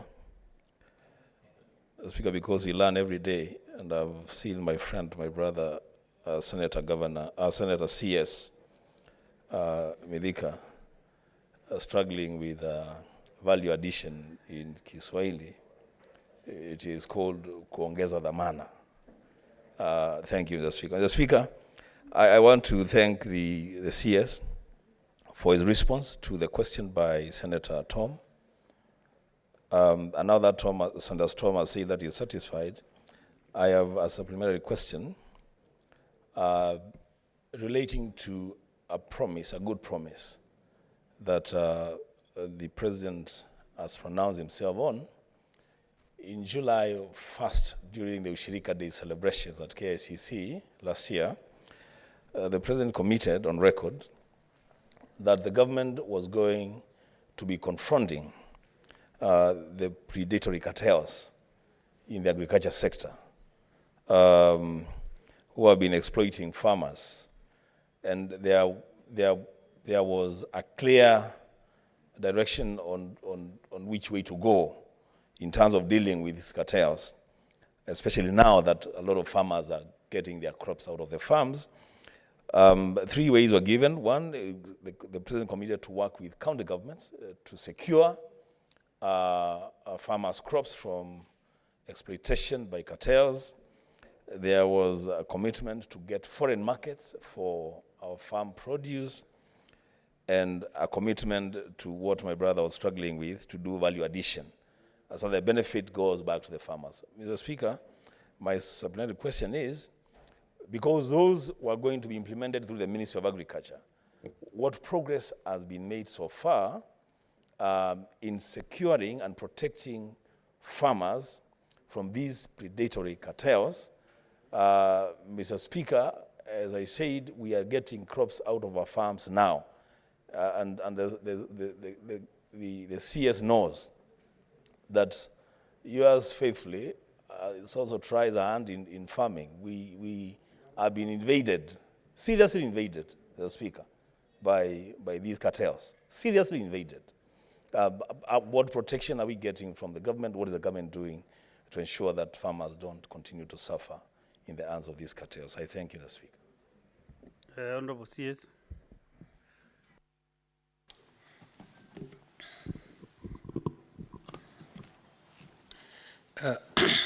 Mr. Speaker, I'm an implementer of presidential directives, and it is true the President directed that we need to do what it is practically possible to ensure that the interests of farmers are taken care of, we safeguard them from exploitation, and Mr. Speaker, we've been trying to address this particular question, but there is no quick fix that is so immediate on it. We are progressively getting there, and I want to give examples on what we are doing. One, I want to thank the Committee on Delegated Legislation. I think I appeared before it. We discussed and passed the Strategic Food Reserve Regulations. And in these Strategic Food Reserve Regulations, we had identified certain classes of food crops that require to be identified as strategic food reserves. There I know we did maize, cereals like maize, we had beans, we have pulses, we even managed to get milk in there, because those are areas that we thought was very necessary, and with the concurrence of Parliament, we were able to classify them that. Why were we doing this? Is because we wanted to make sure that once, as we prepare or maintain our food balance sheet in the country and stocks, then we can able at the same time to offtake from farmers what is produced in excess, because that way we can easily be able to provide the budgets to buy them as food strategic reserves for Arinity. That was, in my view, a very great step towards ensuring that we have regulations that we can use to even call for money to ensure that whenever there is area that produces quite a lot, and those items from those areas can be really taken and put into our stores to ensure availability of funds, or to be able us to use to ensure farmers, we set a price such that farmers are not exploited. And I want also to give the example, very specific, Mr. Speaker, that currently we produce a number of bags of maize in the country. In fact, we've met our monthly, our consumption, and we surpassed that one. And that's why you find there is no much noise, because many Kenyans are able to afford food, either from what they have produced, or they can cheaply get it from those that produced more. So because this is something we knew, and this matter is a matter that I remember the first time and discussions with the committees of parliament, the members from the Rift, the North and the South Rift, brought about this issue. And I almost landed myself into very hot soup when I said, if there is no maize, you can eat potatoes, because they are also sources of starch. So, Mr. Speaker, what we did out of this experience was to ensure that we made sure available finances were made from Treasury for us to target to buy 1 million bags of maize, and at the rate of 4,000 shillings. So we got money to buy maize, and we told the farmers, now, since you have produced, please, if you are undepressed of cash and you want money, don't succumb to the pressure of the broker, that the predatory cartels that Mheshimiwa Wambua is talking about, because our national cereals and produce stores are open for you. You can deposit your maize there, we will buy at 4,000 shillings. That's why the maize farmers are not really complaining now, because the last time I checked, the millers were buying at around 4,300 to 4,600. Today, because the price of maize has gone down, they are accused over within the national cereals and produce bond stores for farmers that want to sell their maize, because now the market is in a way that millers now want to buy at less than 4,000 shillings. Because we are telling the people, please don't sell your maize at a loss or below 4, because the government has provided for money to NCPB to buy the maize. So that's how we have managed in this space to deal with them. Secondly, Mr. Speaker, we are implementing the warehouse receipt system, where Mr. Speaker, we are saying you have produced, you don't want to sell now, you have no pressure, but you require your cereals, you require your legumes properly stored. So our national cereals and cereals stores is a warehouse for all the farmers in this country, and we have sufficient capacity.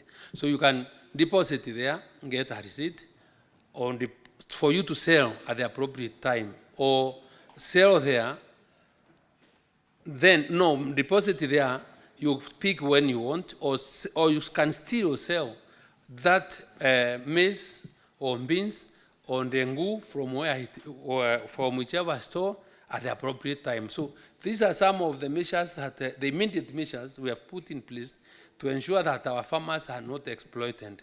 I want to commit, because I'm making proposals to the National Assembly for provision of more resources, because our farmers are really now become very productive and have taken advantage of the fertilizer we have given them, the other inputs we are supporting the farmers with. So I expect there to be a greater bump harvest, and for that matter, there is a need for us really to prepare so that we cushion our farmers from these cartels. Cartels are all over Mheshimiwa, because even what is even happening in the sugar sector and the stalemate that we find ourselves in is out of the involvement of those cartels who do not want us to implement the reforms. Thank you, Mr. Speaker. Thank you, Honorable CS. Honorable Senators, I can see still we have a few other senators who have their supplementary questions, but due to some unavoidable circumstances, I will request Senator Tom Ojenda to ask question number 004, then we can continue with the supplementary questions thereafter. Thank you, Mr. Speaker, sir.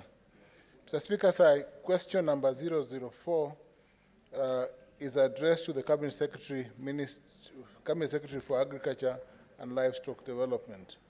And it's in 4 parts, Mr. Speaker, sir.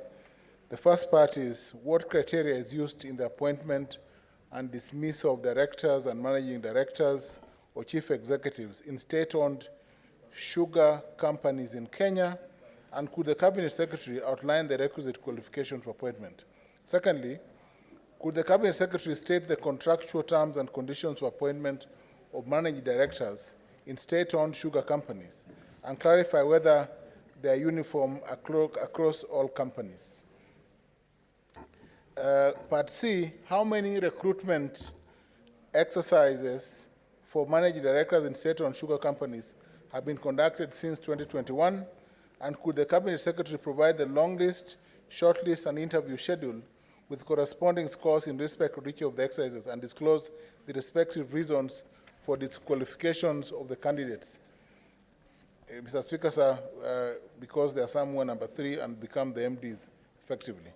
Lastly, Mr. Speaker, sir, what measures has the government put in place to ensure the effective oversight of boards of directors of state-owned sugar companies, particularly with respect to the appointment and dismissal of managing directors, to ensure that they adhere to principles of good governance, transparency, and accountability?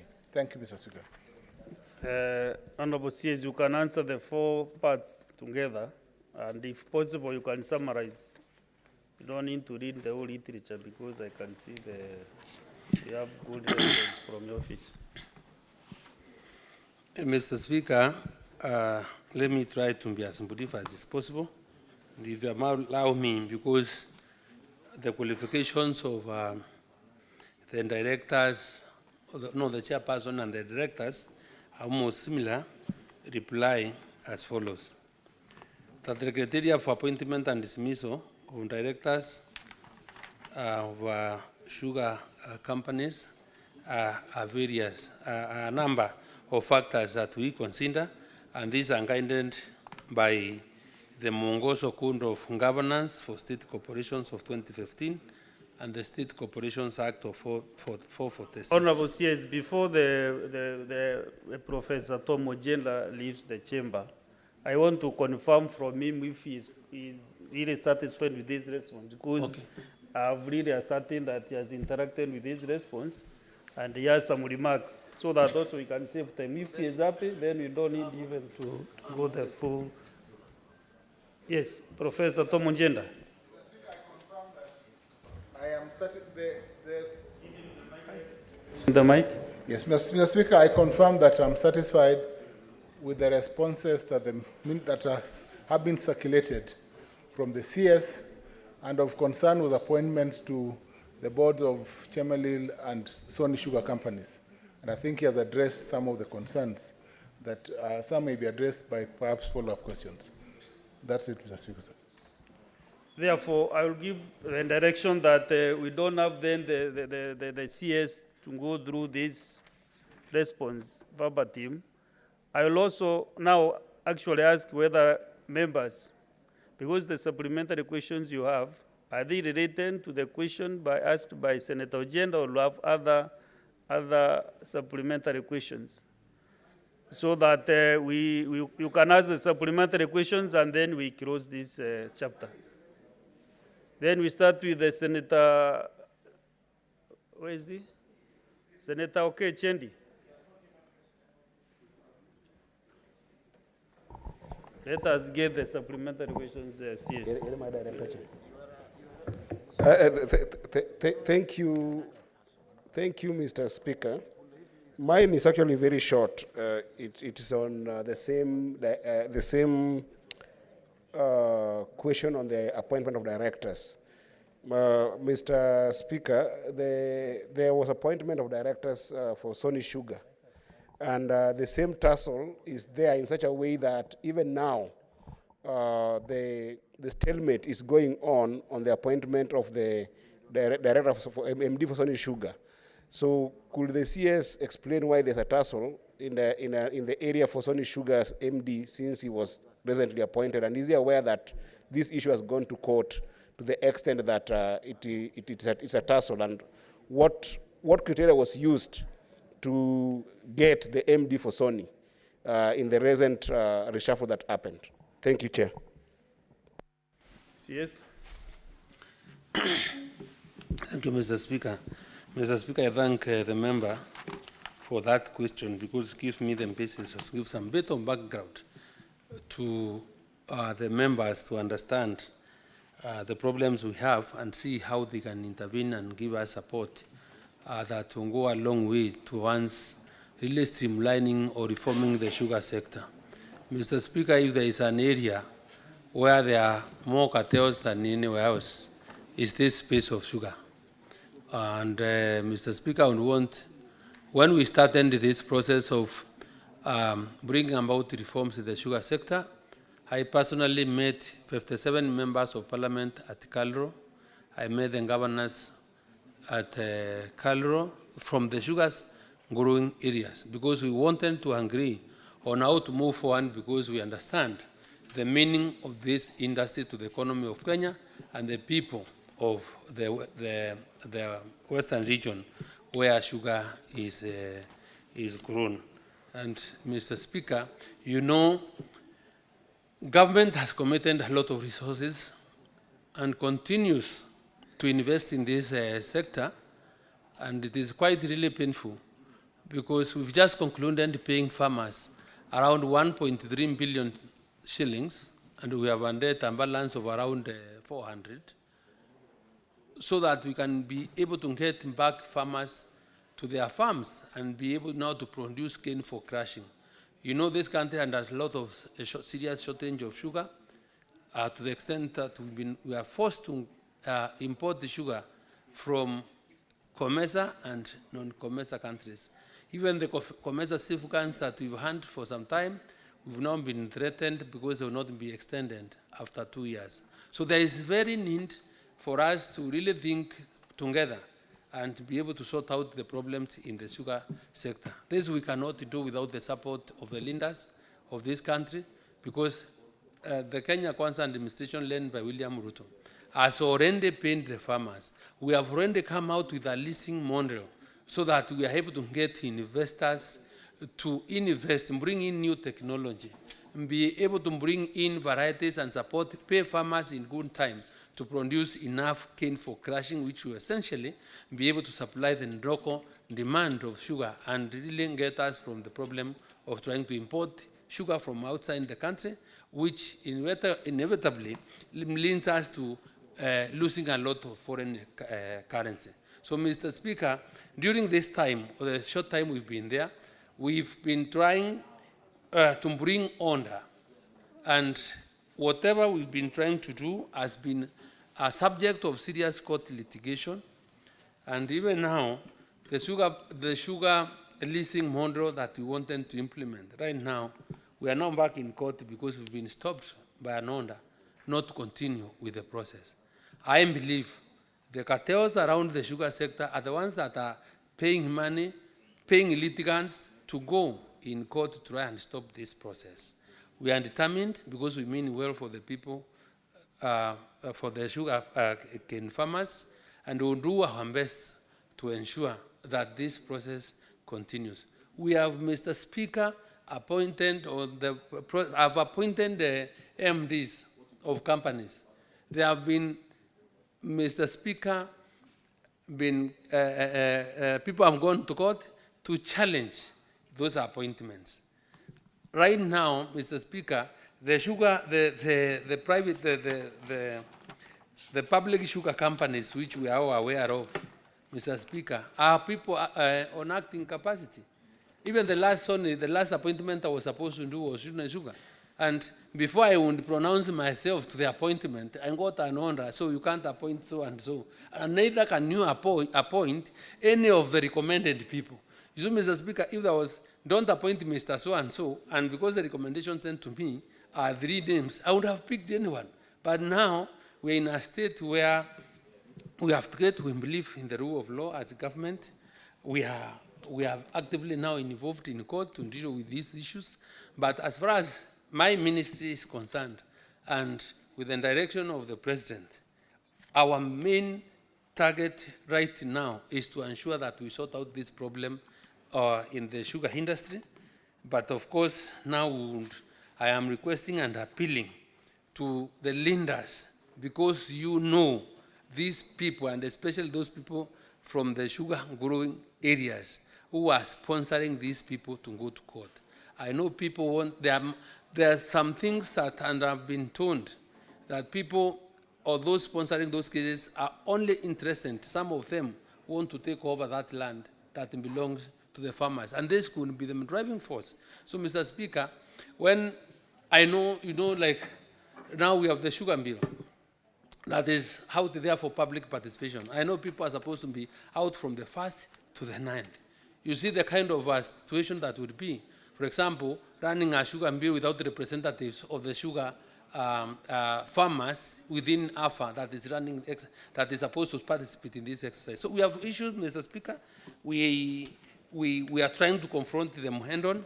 We will do what we can, but please, whatever small thing that you can do as the representatives of the people of this country, please share ideas with us. Let us know, give us intel to know who these people are, so that we can now know how to deal with them, because we must be able to sort out the problem in the sector. Because I am not ready any other time to go to the National Assembly to ask for money to pay farmers again.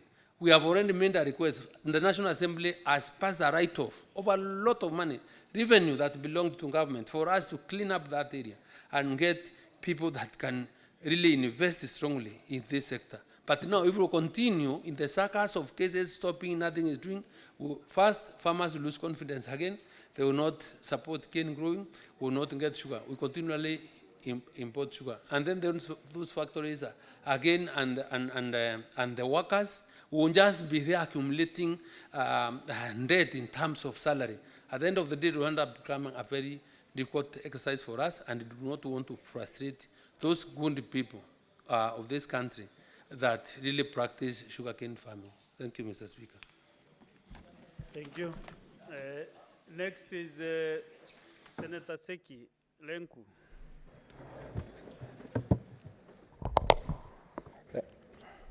Thank you, Honorable Speaker.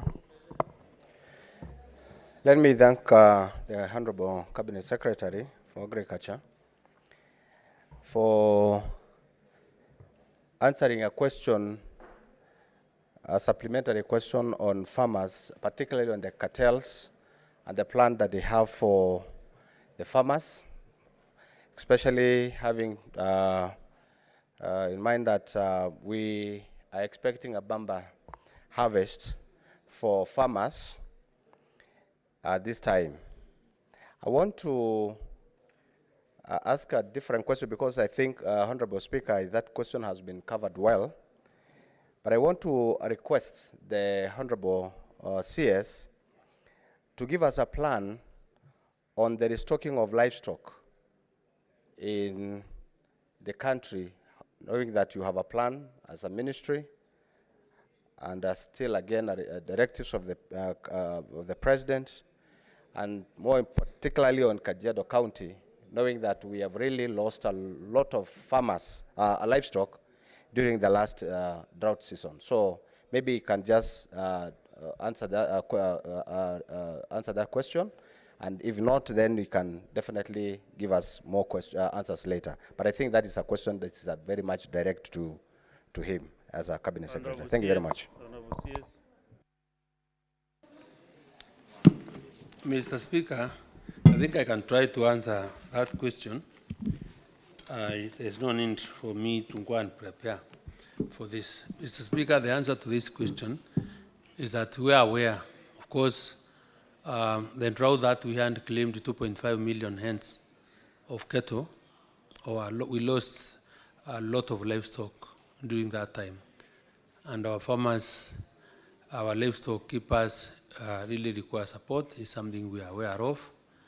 And Mr. Speaker, one of the very sustainable steps we are taking, just like I said from the beginning, is that I have right now 2 million straws of semen that we want to use to inseminate our animals within those SRO areas. One, for them to change their breed, to improve on their quality in terms of milk and beef. Secondly, for those animals that remained, that's what we want to do. Secondly, Mr. Speaker, we have already started preparing ourselves to do the restocking that Mheshimiwa is really talking about. And just last week, the President directed me and Treasury to work together and raise 500 million shillings to ensure that we are able to support the farmers that lost their livestock. So we are in those discussions, and once I have the money, then we'll be able to move with speed to ensure those farmers are able to be supported. Thank you. Thank you. Senator Mwinyi Haji Mohammed. Thank you, Mr. Speaker. Welcome, brother. Senator Linturi, CS Agriculture. My concern is the situation at the Mombasa tea auction. For the last 1 week, there have been reports that there has been a glut in the tea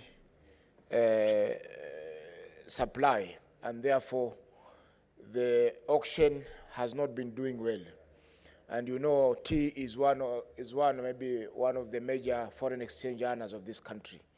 And we are concerned that any glut or any problems in the market, it will create a situation where the farmers will earn less and the country will lose the foreign exchange. What is the government doing in order to maybe assist the farmers and the marketers of tea so that they can get better prices for their commodity? Thank you. Thank you, Mohamed Faki. Senator, Waziri. Mr. Speaker, allow me to appreciate Faki for his patriotism and concern about the well-being of the economy of the country, because the matter that is raising is not particular to Mombasa. It's not a thing grower. So I really want to appreciate you, Mheshimiwa, for thinking about other Kenyans. But simply, Mr. Speaker, I am aware of what is happening at the tea auction. I confirm it is true. If urgent measures are not taken, we are likely to experience serious glut in the market, and we will have our prices collapse. But, Mr. Speaker, one of the reasons why it's happening is the independent factories or tea farmers. We are trying to enforce a rule and a regulation on the reserve price, and because they are not very keen on maintaining a reserve price so that we maintain our price. That is what has caused us that problem. Secondly, some are also trying to get tea indirectly from the factories. You know, there is a story about indirect sales from the factories, and we are trying to see how to deal with the situation, but I can comfortably tell you this will not take long. Tomorrow, I'm launching the tea report. Tomorrow, the progress and the future of tea looks quite good, despite that small problem out there. I really wanted immediately thereafter to go to China, because there is an arrangement we are discussing with China, because I want a more powerful delegation to China. We have to accommodate the Deputy President's diary so that we are able to go together to China, because we have gotten a market for tea in China, and their capacity to take tea from Kenya is beyond our imagination. So we are going there, hoping that when we finalize an agreement, I've looked at them, we are ready for that. Once we are done, by around 15th of the month, we won't be able now to ship out our tea.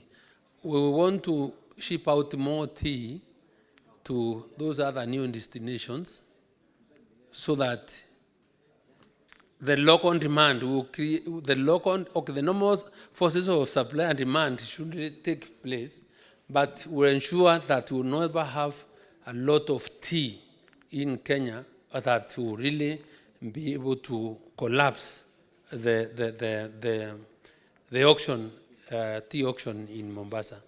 Yesterday, I had a discussion with the ambassador of Egypt, and we have the joint committee JCC meeting taking place next week, and our idea was for them to be able to increase our exports to Egypt, Pakistan, and there's another one we want to push for Iran, so that at least we open greater market. We want to increase our exports simply, but the new markets that we have found is that of China. I also did flag off a container to Australia for tea, is another frontier we are opening. So once we mop out our processed tea here, I think everything else will be fine. Although we are also encouraging the value addition on our specialty teas, so that at least we are able to take control and take our market. In December last year, I appointed a gentleman that is really working day and night to end the tea bond of Kenya, which did not have a CEO for quite some time. This may have cost. So he's working on the regulations to ensure that the sector is properly managed. So please indulge us, give us some other 1 or 2 months, everything else will just be flowing. But I am aware, I thank you for the question, but we are really doing what we can. Thank you, Mr. Speaker. Thank you, CS, for the comprehensive answer. Honorable Senators, you see we are past 1 hour with the CS. On the majority leader. But because I know agriculture is very, very key in this country, I want to, and since the CS is here, and I can see he really understands the subject matter in his ministry, I want to give a few other senators, maybe we see how we can be able to manage the time that we have. So, Senator Okenyuri-Esther.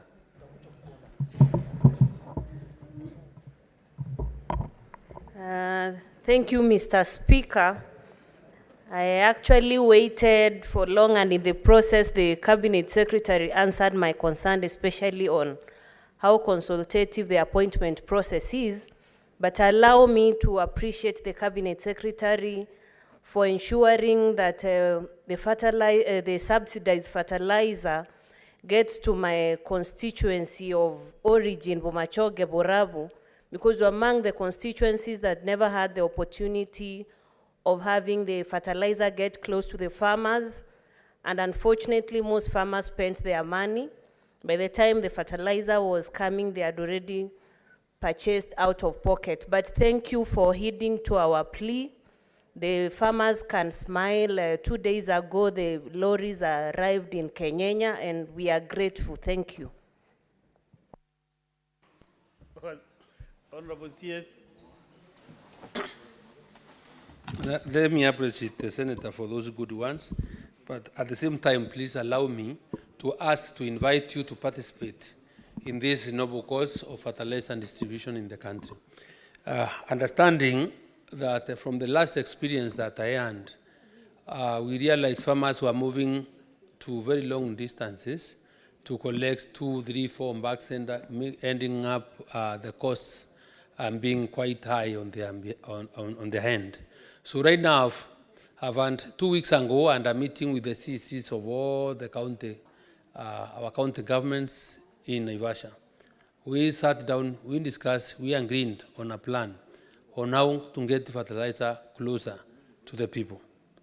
And I asked them to give me a list of 1 station in every ward, meaning we will be opening 1,451 stations in the country. Is an investment by itself, but for whatever it costs to ensure that our Kenyan farmer is happy, we are willing to go that extra mile. So what I want to ask the members also to support us in is, please make sure, push your governors, because the framework and the understanding that we agreed on is that they won't be able to give us the stores. I won't be able to, even if it means getting a contract employees with the equipment that are required for fertilizer redemption in every ward, we will go out of our way to ensure that is done. So the county governments, we give them, we ask the CECs to comply, and compliance here means giving us the names of those stations by the 15th of this, the 15th of this month, because this is February. That was the deadline, and day after Valentine. So I want to say and repeat again from the Senate, because this is the house that oversights counties. Please ask your governors to comply.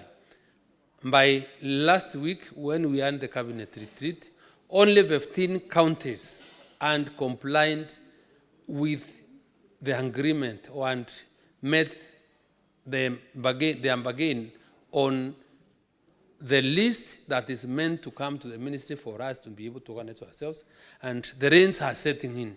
So please put pressure on them, let them send the list to my ministry so that we are able to get the fertilizer to every ward, to a station in every ward, and be able to ensure farmers have access to fertilizer easily and cheaply, conveniently. Thank you. Next is Senator Mudama Agnes Kavidu. Thank you, Mr. Speaker, for giving me this opportunity. Let me start by congratulating the CS for Agriculture, Mr. Linturi, who is the former senator in this house. I know when we speak here as senators, you understand what we are talking about and where we are coming from. And I want to congratulate you because you are really on the spot on answering the questions. But my worry and my concern is about mangos, avocados, and passions in Machakos County. Because farmers do a lot of work to bring up all these things, and by the time they are ready, farmers are only exploited by cartels who go there and buy a mango for 2 shillings. And they go and sell these mangoes even locally for 20 shillings a kilo, you know? And they are buying 1 piece for 2 shillings. What are you doing as the CS Agriculture to make sure farmers are not exploited? You've talked of July, talking to people, and avocados are almost ready now. Actually, some of them are ready. What are you doing to make sure that the farmers will not lose? Others end up giving these mangoes and even the avocados and, you know, these fruits to the cows because they have nowhere to sell them. And yet we encourage them to farm so that they can benefit and we can have enough. Why can't the government plan to bring machines for making juices and, you know, find market for these people so that they don't keep on suffering? Thank you, Mr. CS. You You did not ask the CS the question. You asked me so that I can ask the CS. So I think, Honorable Senators, there was a similar question by Senator Wambua and Senator Mudigi. But the CS, you can really summarize again because, and also Senators, let us avoid repeating the same questions, kindly. Okay. Mheshimiwa Kavindu was not here when I answered the question. But the question was asked by Wambua and a supplementary from Wamdiki. But simply, Mheshimiwa, is that we are aware of the pain that our farmers go through to produce mangoes and avocado. And one of the long-term plans that we have, this is what I want to hand, which I did not, is, you see, this county aggregation and industrial parks we are talking about, because we won't be able to aggregate with them being equipped with cold rooms, value addition for us to prolong share of life of our products.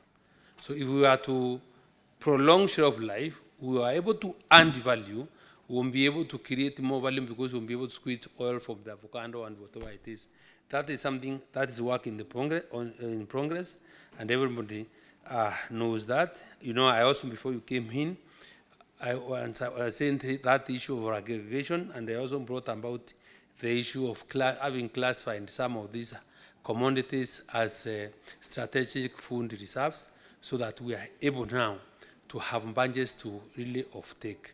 The other thing I did not mention, probably I would want to tell you, is that I mentioned about the new markets.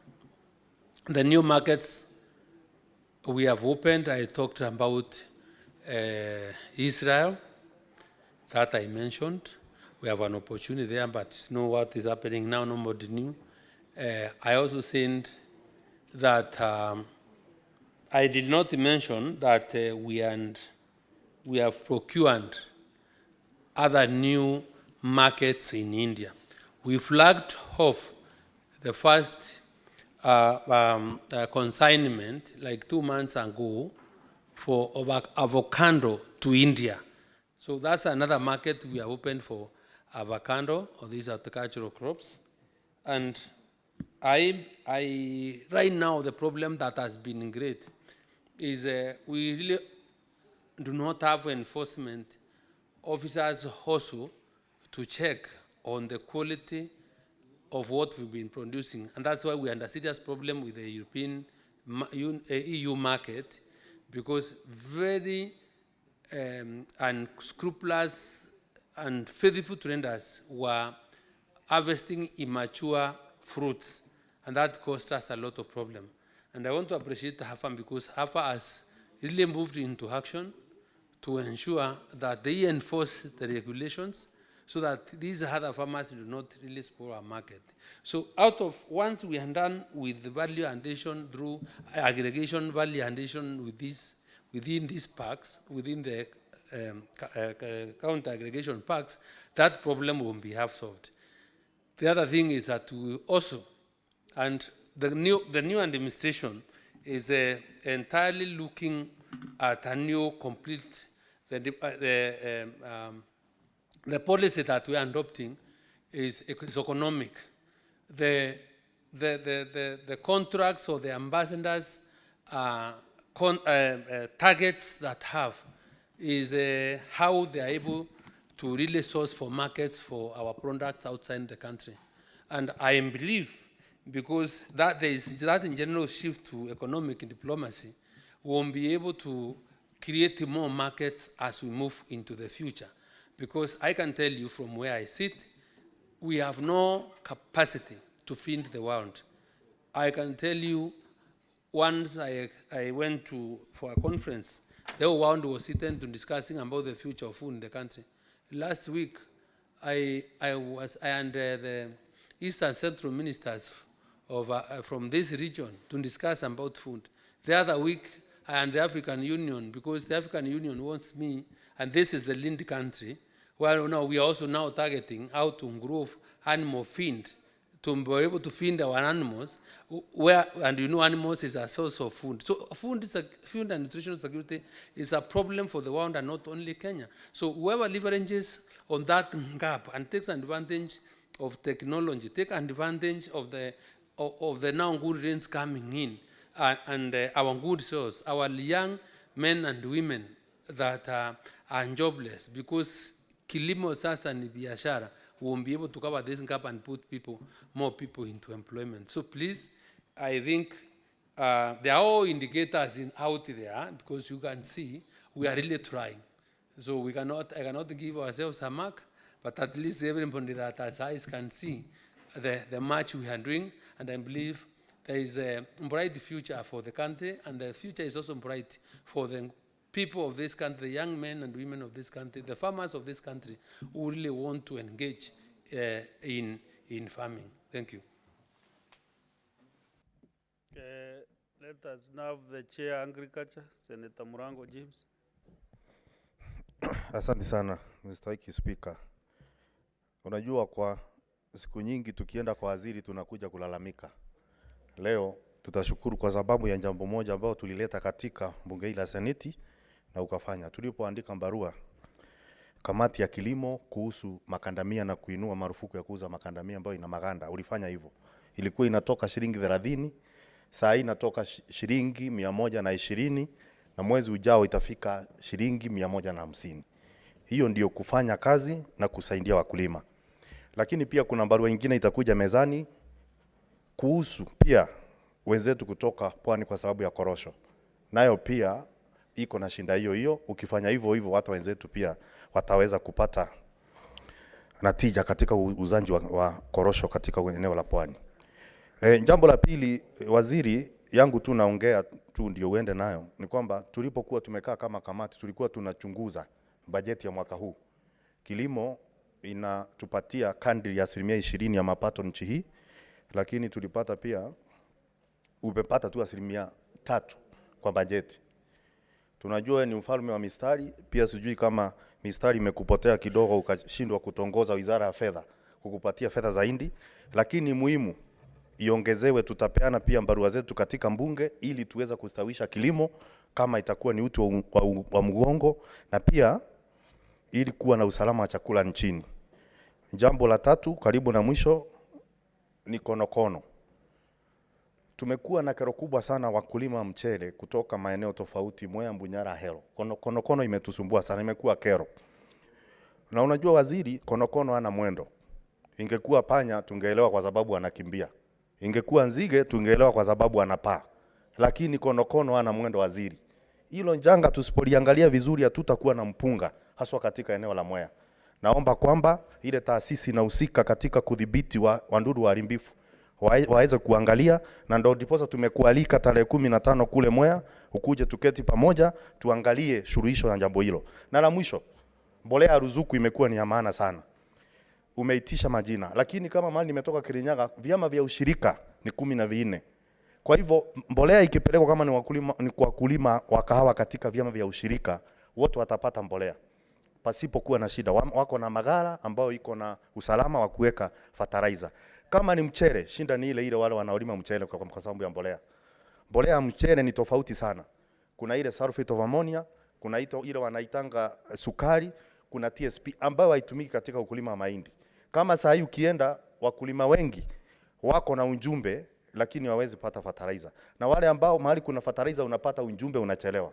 Ningeuliza pia katibu katika wizara inayohusika na mambo ya ukulima pia angalie kwamba zile ujumbe zinafikia wakulima ifahavyo ili waweze pia kupata ile mbolea. Lakini kwa wingi na kushukuru, kazi yako najua ni kazi ngumu. Waswahili wanasema ni kazi msaragambo, kazi ngumu. Lakini pia umemundu. Na pia kwa sababu ni mwenzetu, tukikuja na lalama lolote tafadhali tusikize. Kwa sababu najua majukumu yetu na kilimo imegatuliwa. Asante sana Mr. Speaker. Senator Murango, yako ilikuwa sio swali, ulikuwa unapea mwelekeo kwa wizara. Swali la ziada huwa ni moja tu, lakini nimekupea nafasi sababu wewe ndiye mwenyekiti wetu katika sekta ya kilimo. Kwa hivyo sijui kama waziri ako na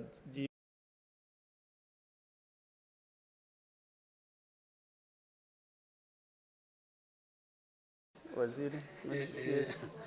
Bwana Spika, nataka kusema ya kwamba ni kweli hiyo shinda ya mambo ya konokono ni swala sugu katika kule pande ya Mwea, na watu wa Mwea na washukuru sababu wameshalisha mchele sasa msimu uliopita, na tani zile tumeshapata zimeongezeka, na kwa hivyo hiyo ni swala nitaweza kushughulikia, na niko huko Ijumaa saa 3 ya asubuhi, halafu nielekee Embu kwa field day pia ya mambo ya ng'ombe. Kwa hivyo nitakuja na wataalamu Friday ni waache huko akishughulika baada ya kumalizana na hii field day ya mambo ya michele ya watu wa Mwea. Lakini nashukuru kwa mambo yale umesema, na pale tumeenda chini kidogo, tutajaribu kuweza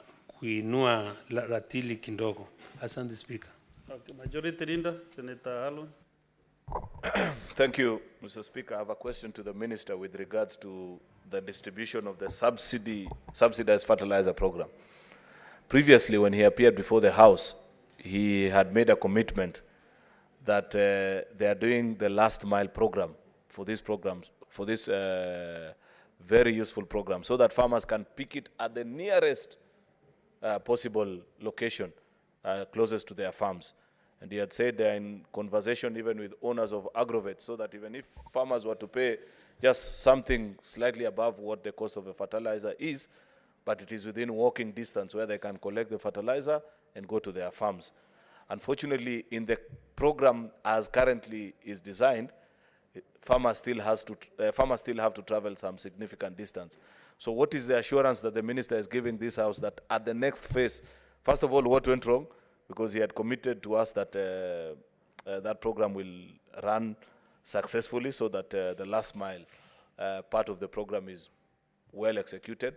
And what commitment is the Minister giving to us so that we know at the next phase, in the next planting season, a farmer will be able to walk to the nearest, maybe agrovet or primary school or wherever they decide to take it as a ministry, collect their fertilizer and go to their farms, because that's the only complaint that farmers still have up to date. I thank you, Mr. Speaker. No, yes, but you know, oh sorry, Mr. Speaker, Mr. Speaker, I think I don't know how to answer that question, but I want to be excused because you know, Aaron is my friend and is the leader of majority. So I answered that question before you got here. The same frame and format, what we are doing, where we are today, but for purposes of clarity, I sent 2-3 weeks ago and a meeting in Naivasha with all the CCs in this country.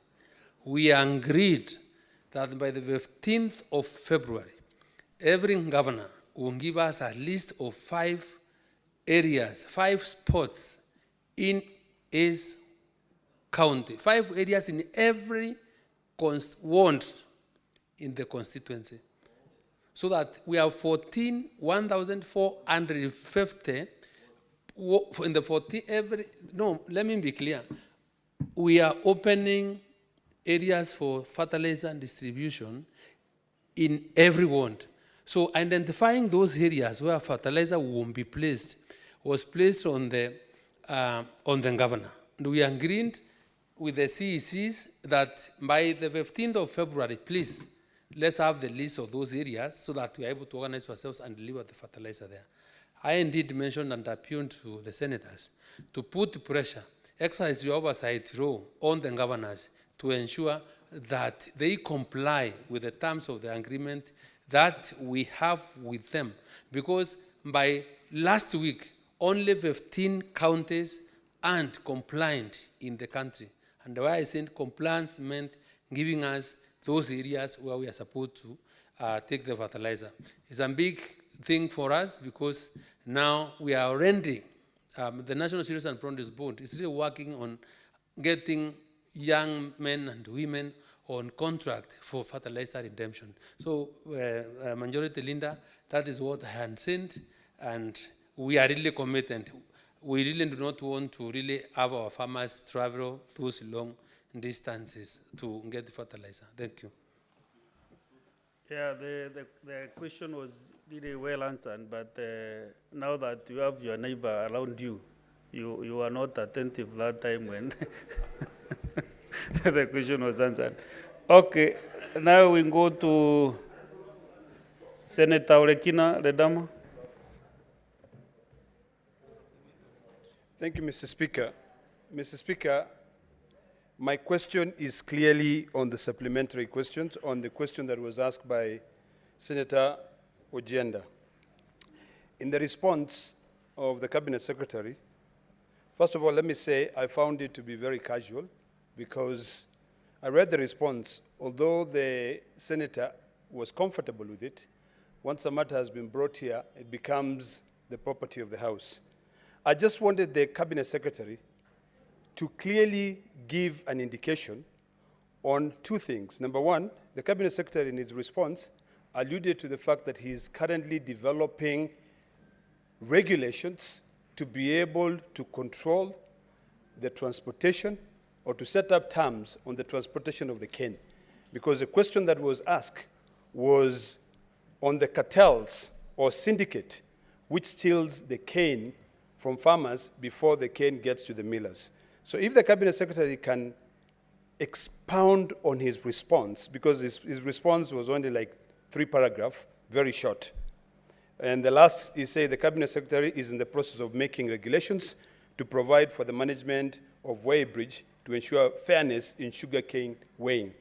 While at that, Mr. Speaker, the Cabinet Secretary, can the Cabinet Secretary tell this House what the ministry is doing now that the Ministry of Agriculture, although agriculture is devolved, has got the majority of the budget?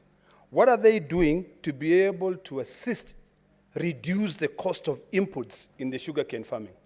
Because there are new taxes, and I'm sure when taxes are introduced, the Cabinet Secretary is the one who proposes them through the Ministry of Treasury. These taxes on transportation of sugarcane, taxes on fertilizer, taxes on harvesting. And then after that, when the sugar is sold, there is also VAT on it. So if the Cabinet Secretary can expound a little bit on those regulations, if the regulations Senator, are going to deal with that, we'd really appreciate it. I want them to listen to you first. You know you are taking us back to question 003, Correct. which we dispensed of. Now, just have your seat, kindly. And I remember even during that question, I give you an opportunity, 003. Question 003, you were here. I give you an opportunity to ask your supplementary question about the director, the appointment of somebody as the director. Question 003, which is the one you are reading. So now we are on question 004 on another different matter. So you are taking us back to where we were, and I give you also an opportunity. You asked a supplementary question. No, you should read the first also, you know. Randama, you are not an amateur in the Senate. So I don't know whether the CS has anything to respond to, because that is the answer he gave long time ago. So let's go to Senator William Cheptumo. I am ready. Thank you, Mr. Speaker. Okay. Just a minute, Senator Cheptumo. But you know, Honorable CS, the Speaker has made a ruling that we dispensed of question 003. It's not the one. Just comply with the Speaker's directive, so that the other senators are lined up here to ask a question relevant to question 004, kindly. Mr. Speaker, I'm not answering the question. Yeah, sorry? It's not the one I'm answering. There is only an area on the tax. Proceed. Yes, thank you. Thank you, sir, Mr. Speaker, for really protecting me, because I know when I used to be here, you never be asked to ask two questions within one question once you have spoken. But thank you. The issue I want to speak to is the issue, and you know, this country, there is a narrative that is being ran around, that everything that is being done is tax, tax, tax. So, Mheshimiwa Olekina, let me say that the money for us to finance our budget and for us to really regain our sovereignty, we must be willing to pay tax. I have spent 1.3 billion shillings from a taxpayer from Meru, from Kericho, or anywhere else, to pay farmers that produce cane. Cane was sown, and there's nothing that we can show for it. So if we are not collecting taxes or borrowed money to pay, then we will not have paid those farmers. So when we appreciate that the payment of tax is our collective responsibility as responsible citizens to run the affairs of our country, is when we will be able to really claim our sovereignty. Where we come from, the same, you will never have respect when you go out there and begging. Mr. Speaker, I've gone out of this country. And when I went out of this country, and actually the Director General of FAO is waiting for me in the office, I found myself in a very embarrassing situation, because that is the time when locusts, that there was the issue of the hammerworms, locusts. I did not find myself very comfortable borrowing those people money to come and deal with the hammerworm. They gave me an air tractor to spray hammerworms to fight the quilly and buns that's been on me. So, Mr. Speaker, it is, if you were to get into my position where you have to sit down with a Mzungu every time begging, is not the best place. So, Mheshimiwa Olekina, please let us encourage our people to pay taxes so that when we generate enough revenue, we are able to finance our issues as a country. And then this Parliament, the National Assembly, then put the executive into account to explain to what they have done with the taxes that they collect. But otherwise, if we were to take that route, then we will really discourage the good taxpayers in this country. So, Mr. Speaker, that's what I want to say. I don't want that question, but I only wanted my friend to know that payment of tax is our responsibility. You know, when my president or my boss is being called Sakayo throughout, and a narrative is being created to show or to demonstrate as if he has no feelings. And because I sit there and I know how difficult it is to raise resources and finance our own budget, and Kenyans are being discouraged on the payment of tax, it really hurts me because I have served in both sides and I know really what it means. Thank you, Mr. Speaker. Thank you. Senator Cheptumo, proceed. Thank you, Mr. Speaker. Mr. Speaker, I want to thank the CS for his been able to answer the questions. But, Mr. Speaker, he will confirm to the House that the country is spending billions of money in the fertilizer supplies, whether they are subsidized. I believe your budget for fertilizers is in billions. Why don't you consider, Bwana CS, the possibility of being able to process our fertilizers in Kenya? If you spend the kind of money you are spending in exporting this fertilizer and you put subsidy, is it really cost effective for you as a country, for us as a country, to consider doing our own fertilizers in Kenya? That will save this country foreign exchange. It will save us the taxpayers' money.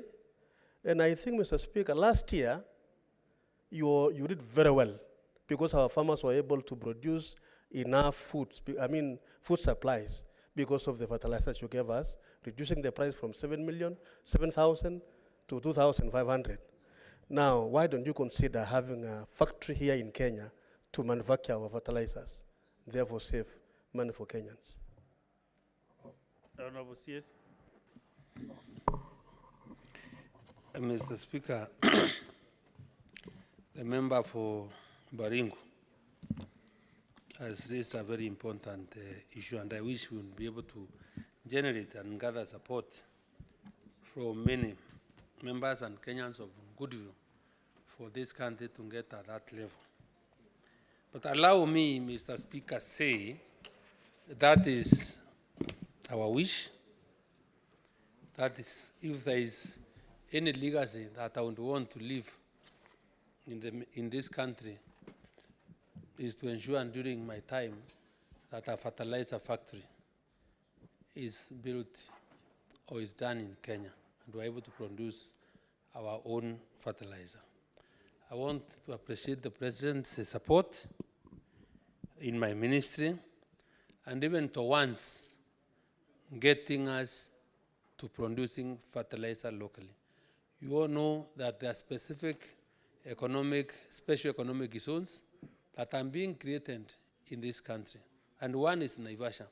So, Mheshimiwa Septumo, one of the negotiations we are making with potential investors in the country, any forum that we sit on, discuss, any bilateral meeting that we do with people that have capacity to support us in fertilizer production, is the creation or setting up of a fertilizer factory in the country. The discussions are ongoing. One of the areas we have targeted is Naivasha because of the necessary material. Number two, Mr. Speaker, the fertilizer that is being appreciated by nearly everyone is a fertilizer that the President directed me to go and check the factory in Dodoma in Tanzania. And when I went to Tanzania last year when we were starting this program, I found a factory in Tanzania, sat with the Minister for Agriculture in Tanzania, and told me how effective the fertilizer was and its ability to increase yields by over 40%.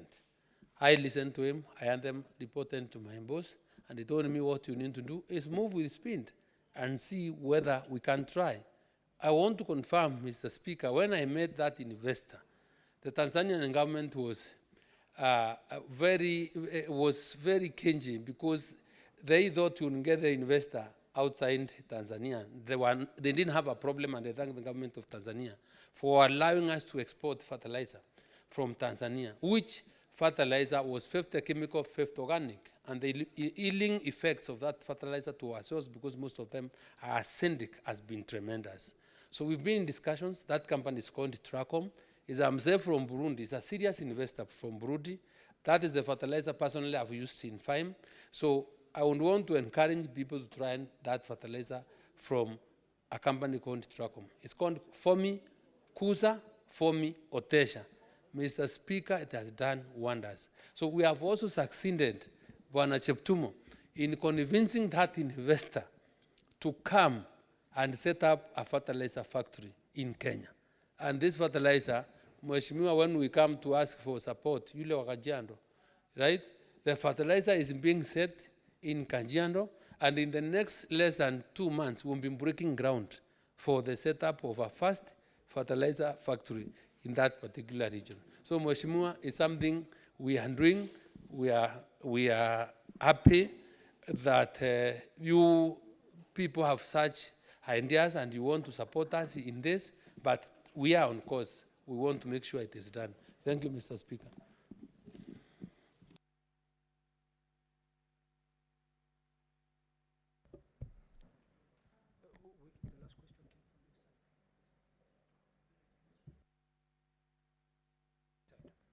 Senator Manzo, Daniel. Thank you, Mr. Speaker. Mr. Speaker, I want to seek clarification on 2 areas. I think the Minister has not answered properly, the Cabinet Secretary for Agriculture.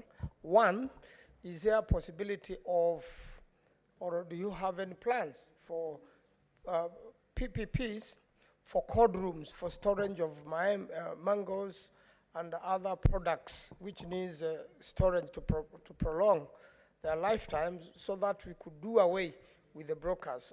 And if so, what are the budgets, and when is this likely to commence?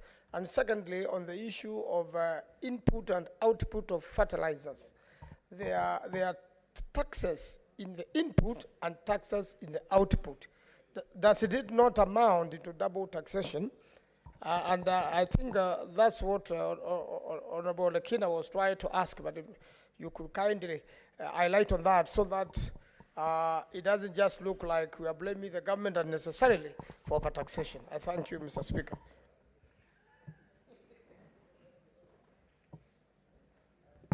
CS, please respond.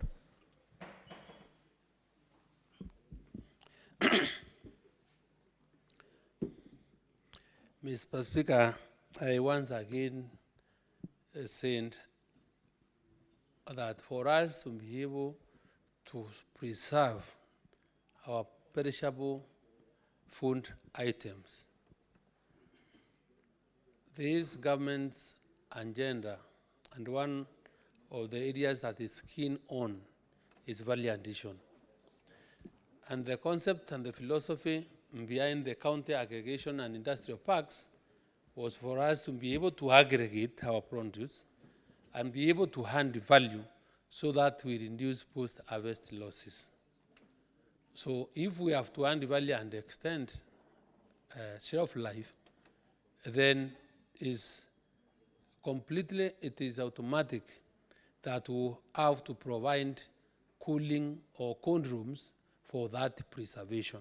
So within the framework of the CAIPs, and because I am lucky, I was discussing with my sister Rebecca Miano last week on these CAIPs, I want to confirm that within that framework, our CAIPs will have those cold rooms, and there is no reason to why people should have any worries, because that is being addressed.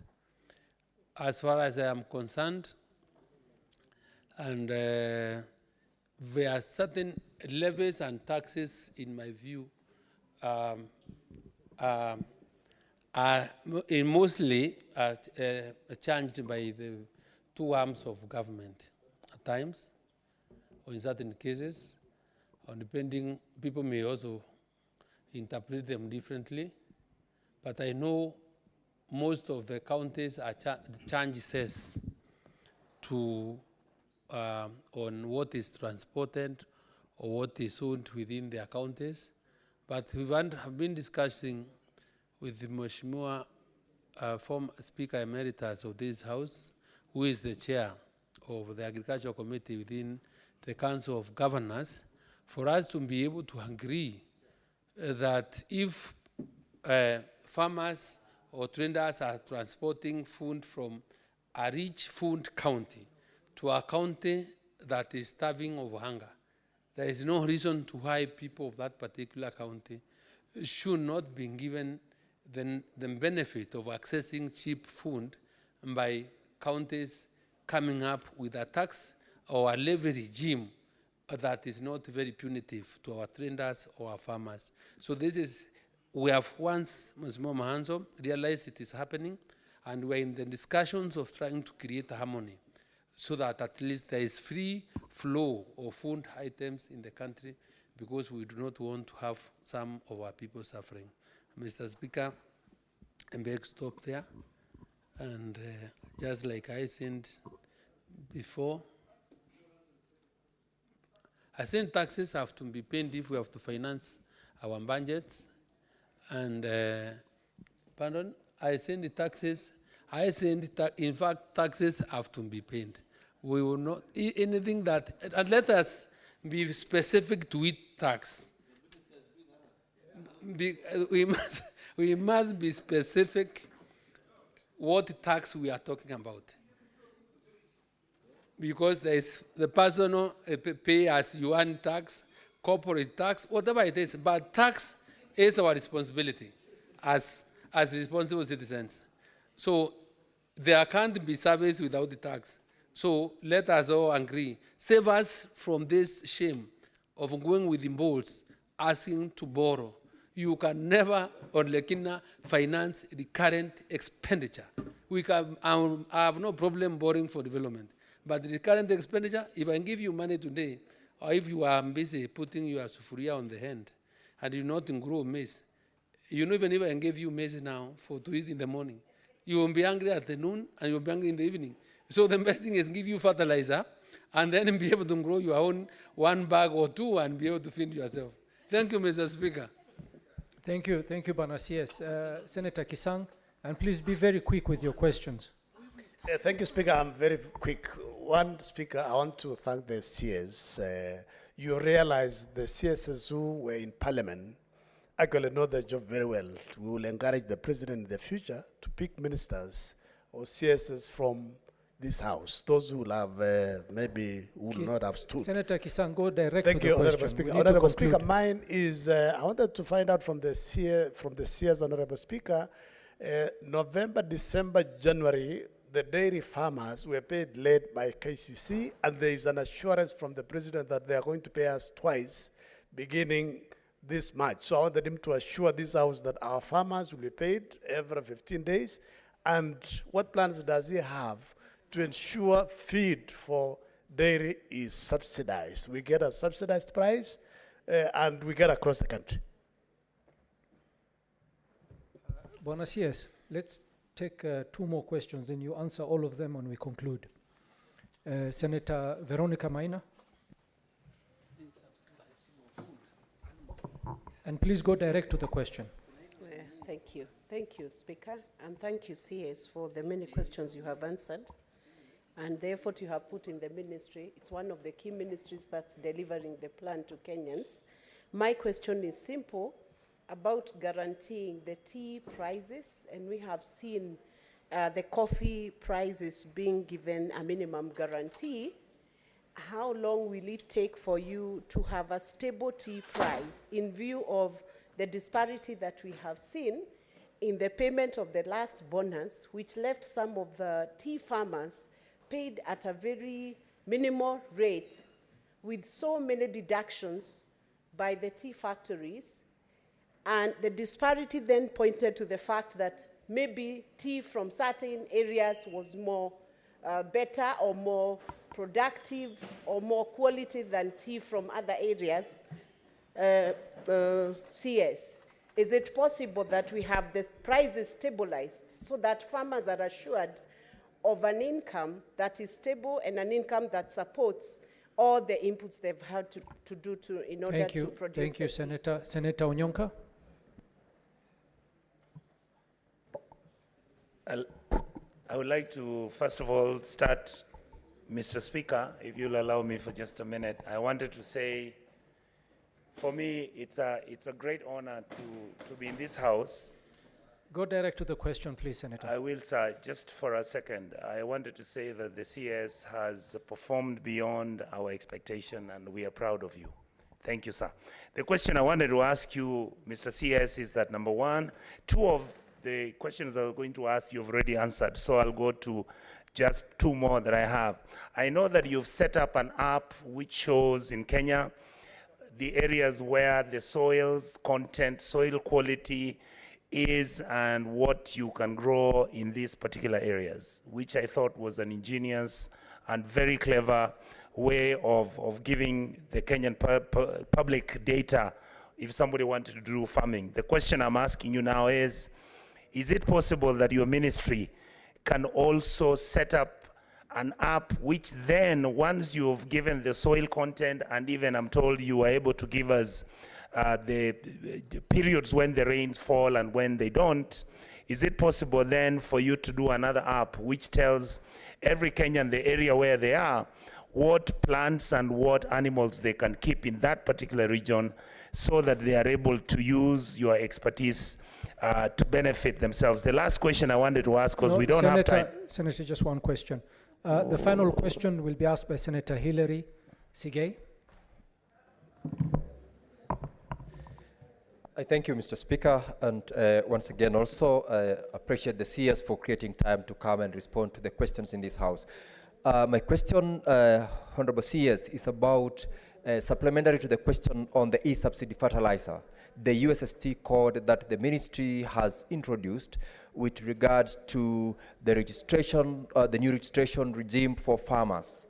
I am a farmer, Honorable CS, and there is part of the USST code that allows one to expand or extend on the acreage, which on prior registration you had given some, second registration requires you to run through that system. But unfortunately, I've tried actually in the house here now 3 times. That system tells me I am not registered in the Kiamis system, and therefore I cannot enhance my registration process to get additional e-subsidy fertilizer. What is it that could be the issue? I know it's probably one of the questions that you might not be able to answer now, but it is something that farmers are unable to do it, yet they cannot access fertilizers other than when their acreage has been enhanced by the system according to the new registration regime. Thank you. Thank you. CS, please respond to all of them so that we can conclude. Chairman, there are so many I may not even remember who asked what.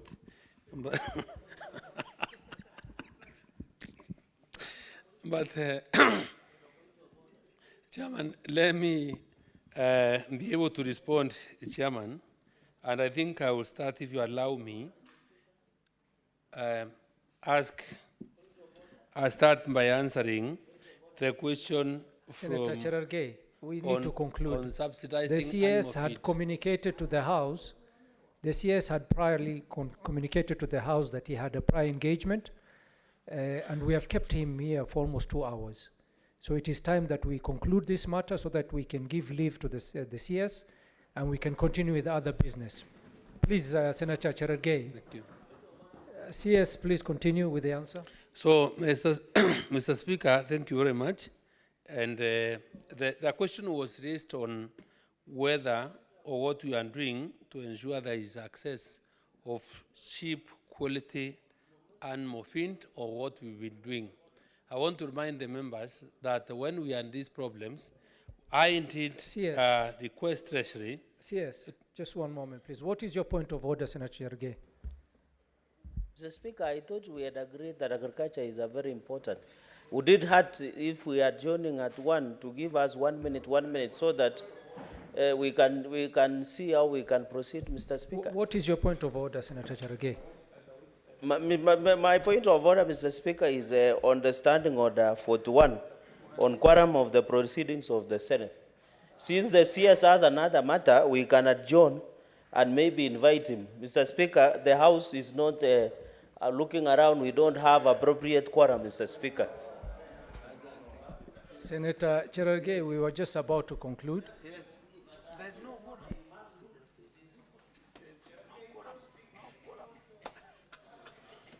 No quorum. Yes.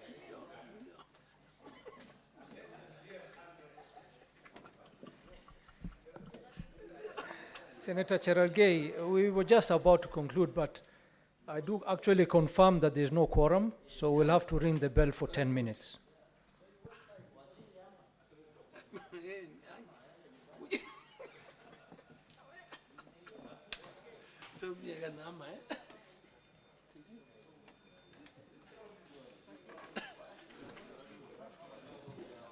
So mimi niame. So umenirelease ama niendelee?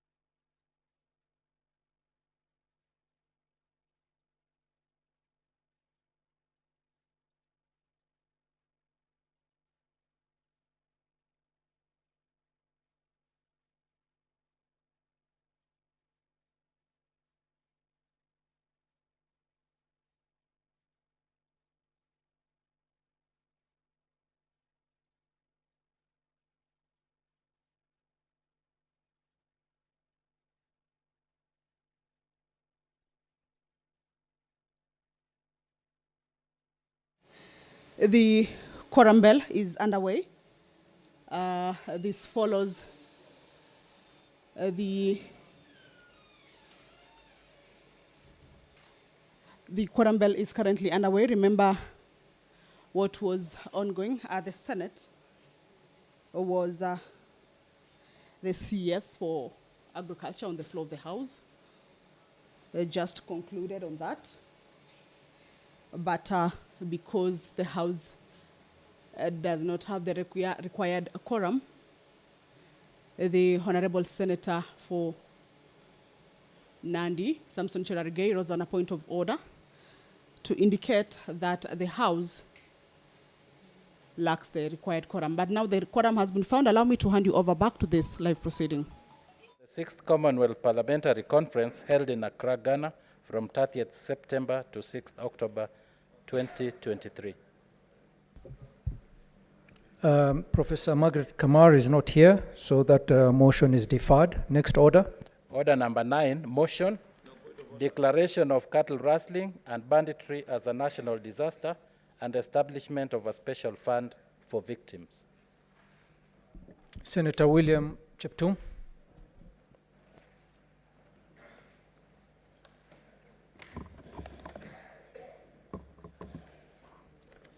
Thank you, Mr. Speaker. Mr. Speaker, sir, I wish to move the motion on declaration of cattle rustling and banditry as a national disaster and establishment of a special fund for victims. That are where cattle rustling banditry is a major menace and security threat in the South and North Rift regions and some parts of our country, concerned that the menace has since left negative socio-economic impact, which include but not limited to increased number of widows, widowers, orphaned children, poverty, displacement of people, leading to internally displaced persons, IDPs, disruption of educational health programs and other economic activities owing to the destruction and or disclosure of educational health and other institutions. Further concerned that the people living in the affected regions have been denied the enjoyment of their social, economic, and political rights as guaranteed to them under the Bill of Rights as enshrined in our Constitution, Chapter 4 of our Constitution. Now, therefore, the Senate resolves that the national government, through the Ministry of Interior and National Administration, and in collaboration with the Council of Governors, 1, declare cattle rustling, banditry as a national disaster. 2, establish a national task force on cattle rustling, banditry. 2, investigate the causes of the rampant cattle rustling and banditry in the said regions and the country at large. Establish the extent of suffering, loss, and damage the cattle rustling, banditry has occasioned to the communities in all the affected counties. 3, create a special fund for mitigating the losses suffered by and in compensating all victims of cattle rustling, banditry, and settle all internally displaced persons occasioned by the menace. Mr. Speaker, as I move this motion, it is sad that in my count, in the last 1 month, we've lost 14 people as a result of this cattle rustling and banditry. Mr. Speaker, we have buried 7, and we still have 4 in the mortuaries, and we are going to bury 1 tomorrow. Not to mention, Mr. Speaker, several other people in hospitals with gunshots, maimed and injured. It is a sad story, Mr. Speaker, for my county. Not to mention that the other day, as MCA from the county of Samburu was again killed through the same cattle rustling and banditry. Mr. Speaker, therefore, I'm moving a motion at a time when in more than 8 counties, there is mayhem, there is killing, there is displacement of population. Mr. Speaker, there is suffering of women, children, and families, IDPs. Mr. Speaker, it's a desperate situation in our country. And I want to speak to the country that this House will have a moment and a chance now, Mr. Speaker, to debate this motion and be able to make a resolution that is going to help to sort out this issue. Mr. Speaker, cattle rustling and banditry has been identified as a major threat to security of our country, and particularly in about 7 or so counties. Baringo, my county, Elgeyo Marakwet, West Pokot, Turkana, Isholo, Marsabit, Laikipia. Mr. Speaker, these are counties inhabited by well over 8.8 million Kenyans, 1.7 million households who depend directly and entirely on livestock for their day-to-day living, for food, for clothing, to educate their children, and so on. In other words, Mr. Speaker, they divine life through their livestock in terms of sustainability. So for 90% depend on livestock. Mr. Speaker, this menace has caused a lot of suffering in these communities and has caused serious socio-economic impact. Mr. Speaker, allow me just to mention some of the issues that I have witnessed myself. Mr. Speaker, as I speak in this House, I became a victim of this situation in 1977 when my home was raided. My father had livestock, close to 50 or 60 cows and several goats. And one afternoon, Mr. Speaker, we became paupers, poor, destitutes, because their own livelihood were taken away by bandits. Mr. Speaker, that time, the President of the Republic was the founder of this nation, Mr. Jomo Kenyatta. 1 year later, Mr. Speaker, the second president took over, and is from Baringo. And in 24 years, Mr. Speaker, he tried his best. But by the time he left the leadership, we still have the same problem persisting. Kibaki came on board, Mr. Speaker.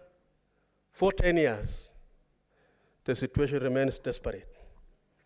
Kenyatta too, that is Uhuru Muigai Kenyatta, took over leadership. Unfortunately, like his father, he was unable to sort out this problem. Mr. Speaker, today, we have the 5th President of the Republic. It is my hope that this administration, Mr. Speaker, will be the administration to sort out this problem. And our head of state has been clear, he's made it public that it is his desire to ensure that Kenya will be secure under his leadership. And so, Mr. Speaker, you are talking of a situation that has persisted for close to our independence. From 1977, Mr. Speaker, up to today, you talk of 49 years of suffering. Mr. Speaker, apart from losing livestock, let me say that, Mr. Speaker, killings have taken place. Kenyans have been killed in thousands.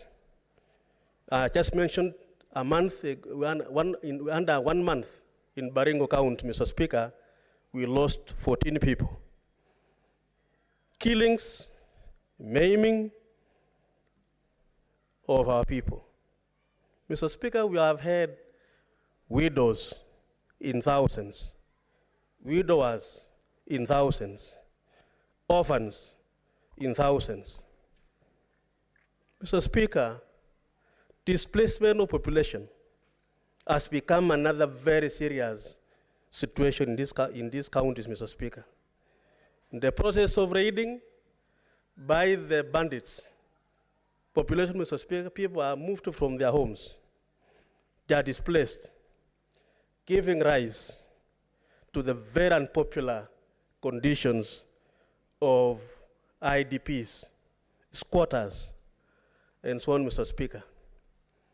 Destruction and closure of our institutions of learning and health. Mr. Speaker, in Baringo today, we have closed 7 schools this week. Baringo South, some schools are closed. Those are the ones I know from my count. But I'm also aware that there are many other schools, Mr. Speaker, which have been closed in other counties.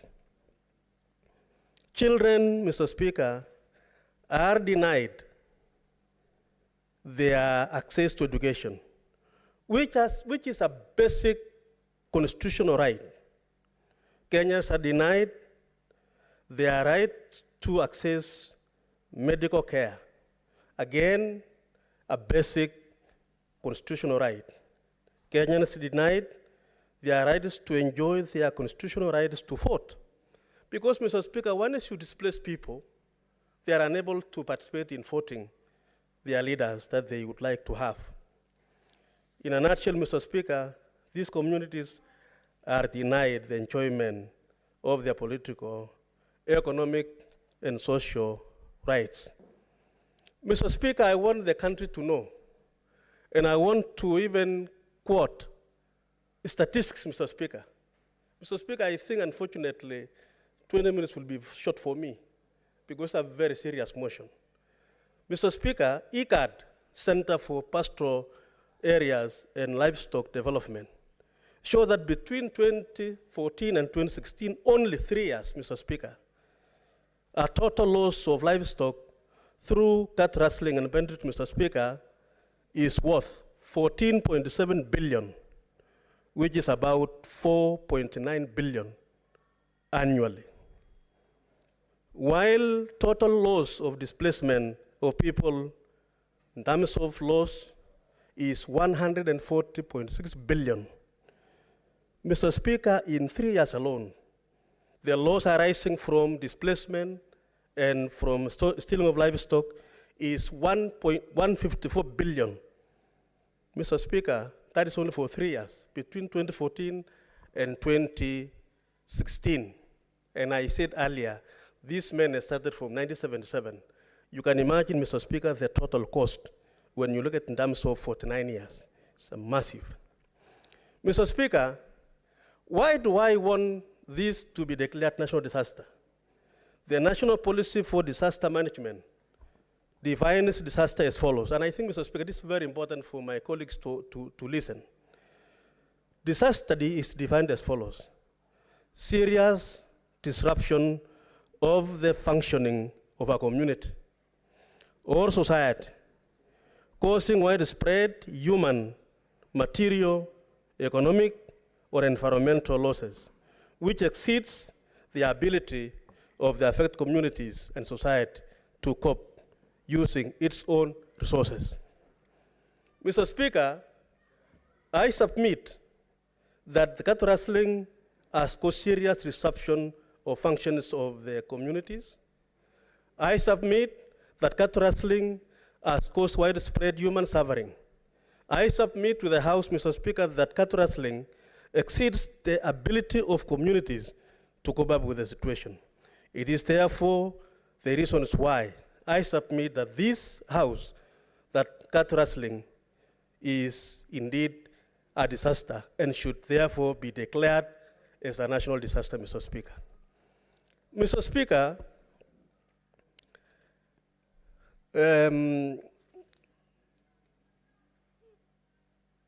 my other part of this motion, Mr. Speaker, talks about investigating the causes, Mr. Speaker. That can only be done by this national task force, Mr. Speaker, I'm proposing that we establish it, Mr. Speaker, to go around the country in these counties, ask the questions, understand from the people the causes of this cattle rustling and banditry, Mr. Speaker. Mr. Speaker, let me say this. Those of us from minorities, those of us, Mr. Speaker, from pastoral communities, Mr. Speaker, for a very long time have been left aside.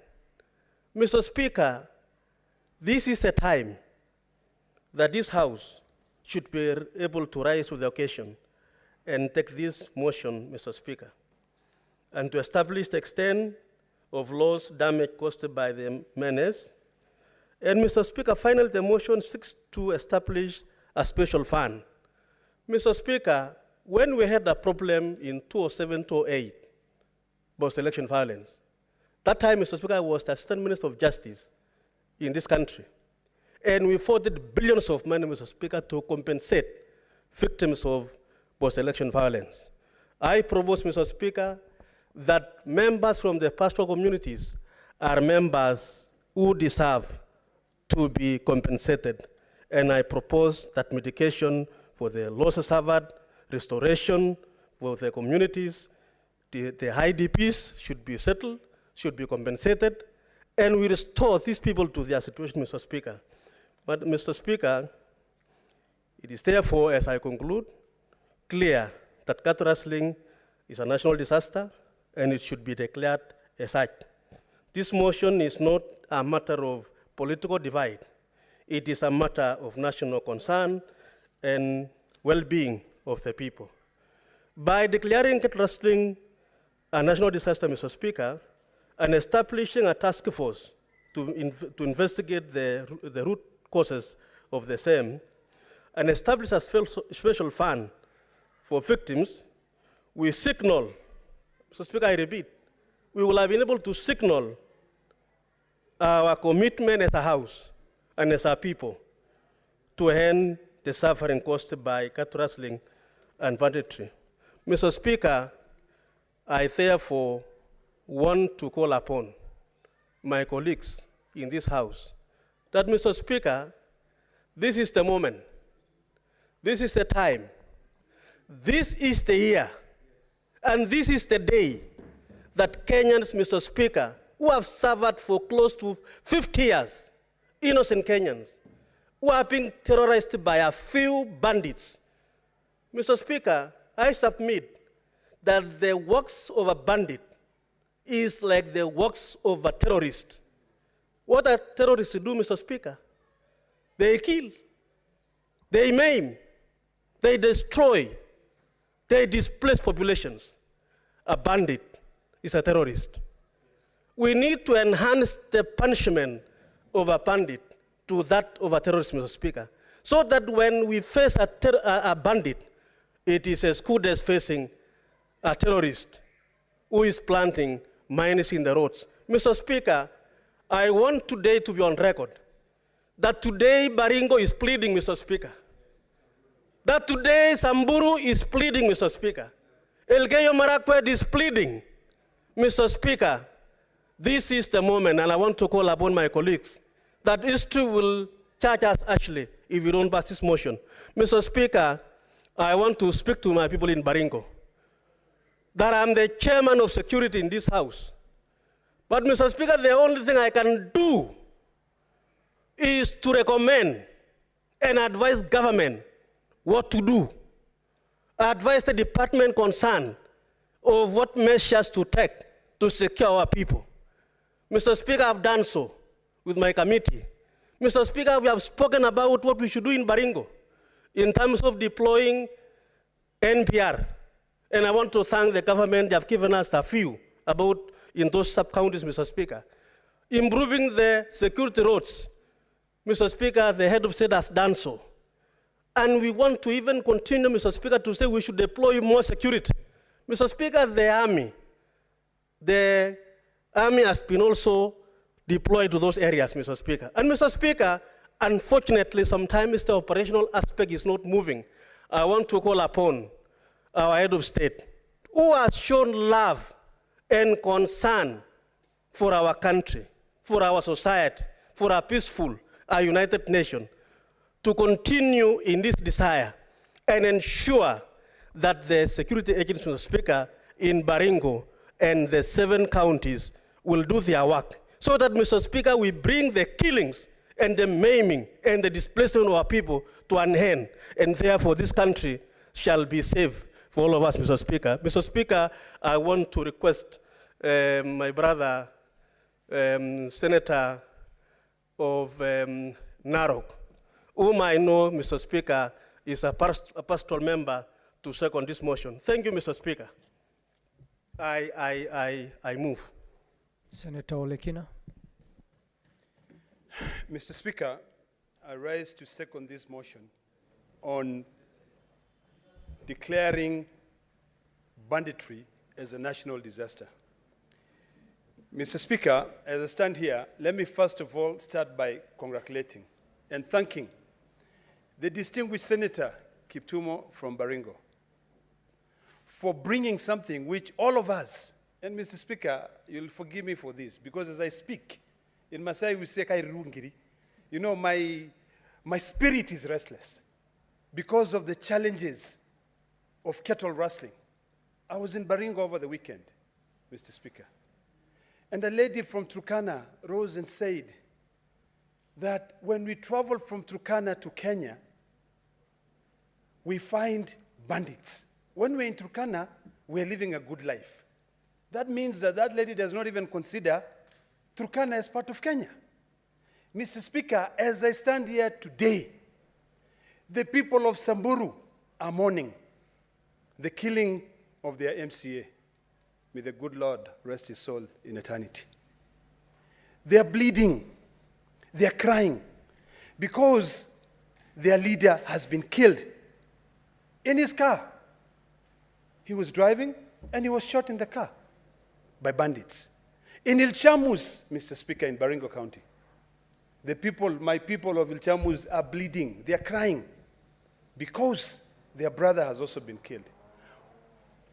You know, the other day I said to my friend who was a former senator and also a former deputy speaker, Professor Githuri Kindike, to leave Harambe House and go to Baringo, go to Samburu, go to Narok, where bandits, where these terrorists have decided to terrorize, and they are on their own. You know, they can call all the shots. Cattle rustling, Mr. Speaker, was one of the biggest trade that has made billionaires in this country, that has enriched people. Blood money enriching you, shame on you. It is about time, Mr. Speaker, that we actually not only speak about it, but actually act on it. This House has got the powers. I heard my brother Cheptumo saying, Senator Olekina, you will have a remainder of 13 minutes to continue with your seconding of the motion. Honorable Senators, it is now 1 p.m., time to adjourn the Senate. The Senate therefore stands adjourned until today, Wednesday, 28th February 2024 at 2:30 p.m.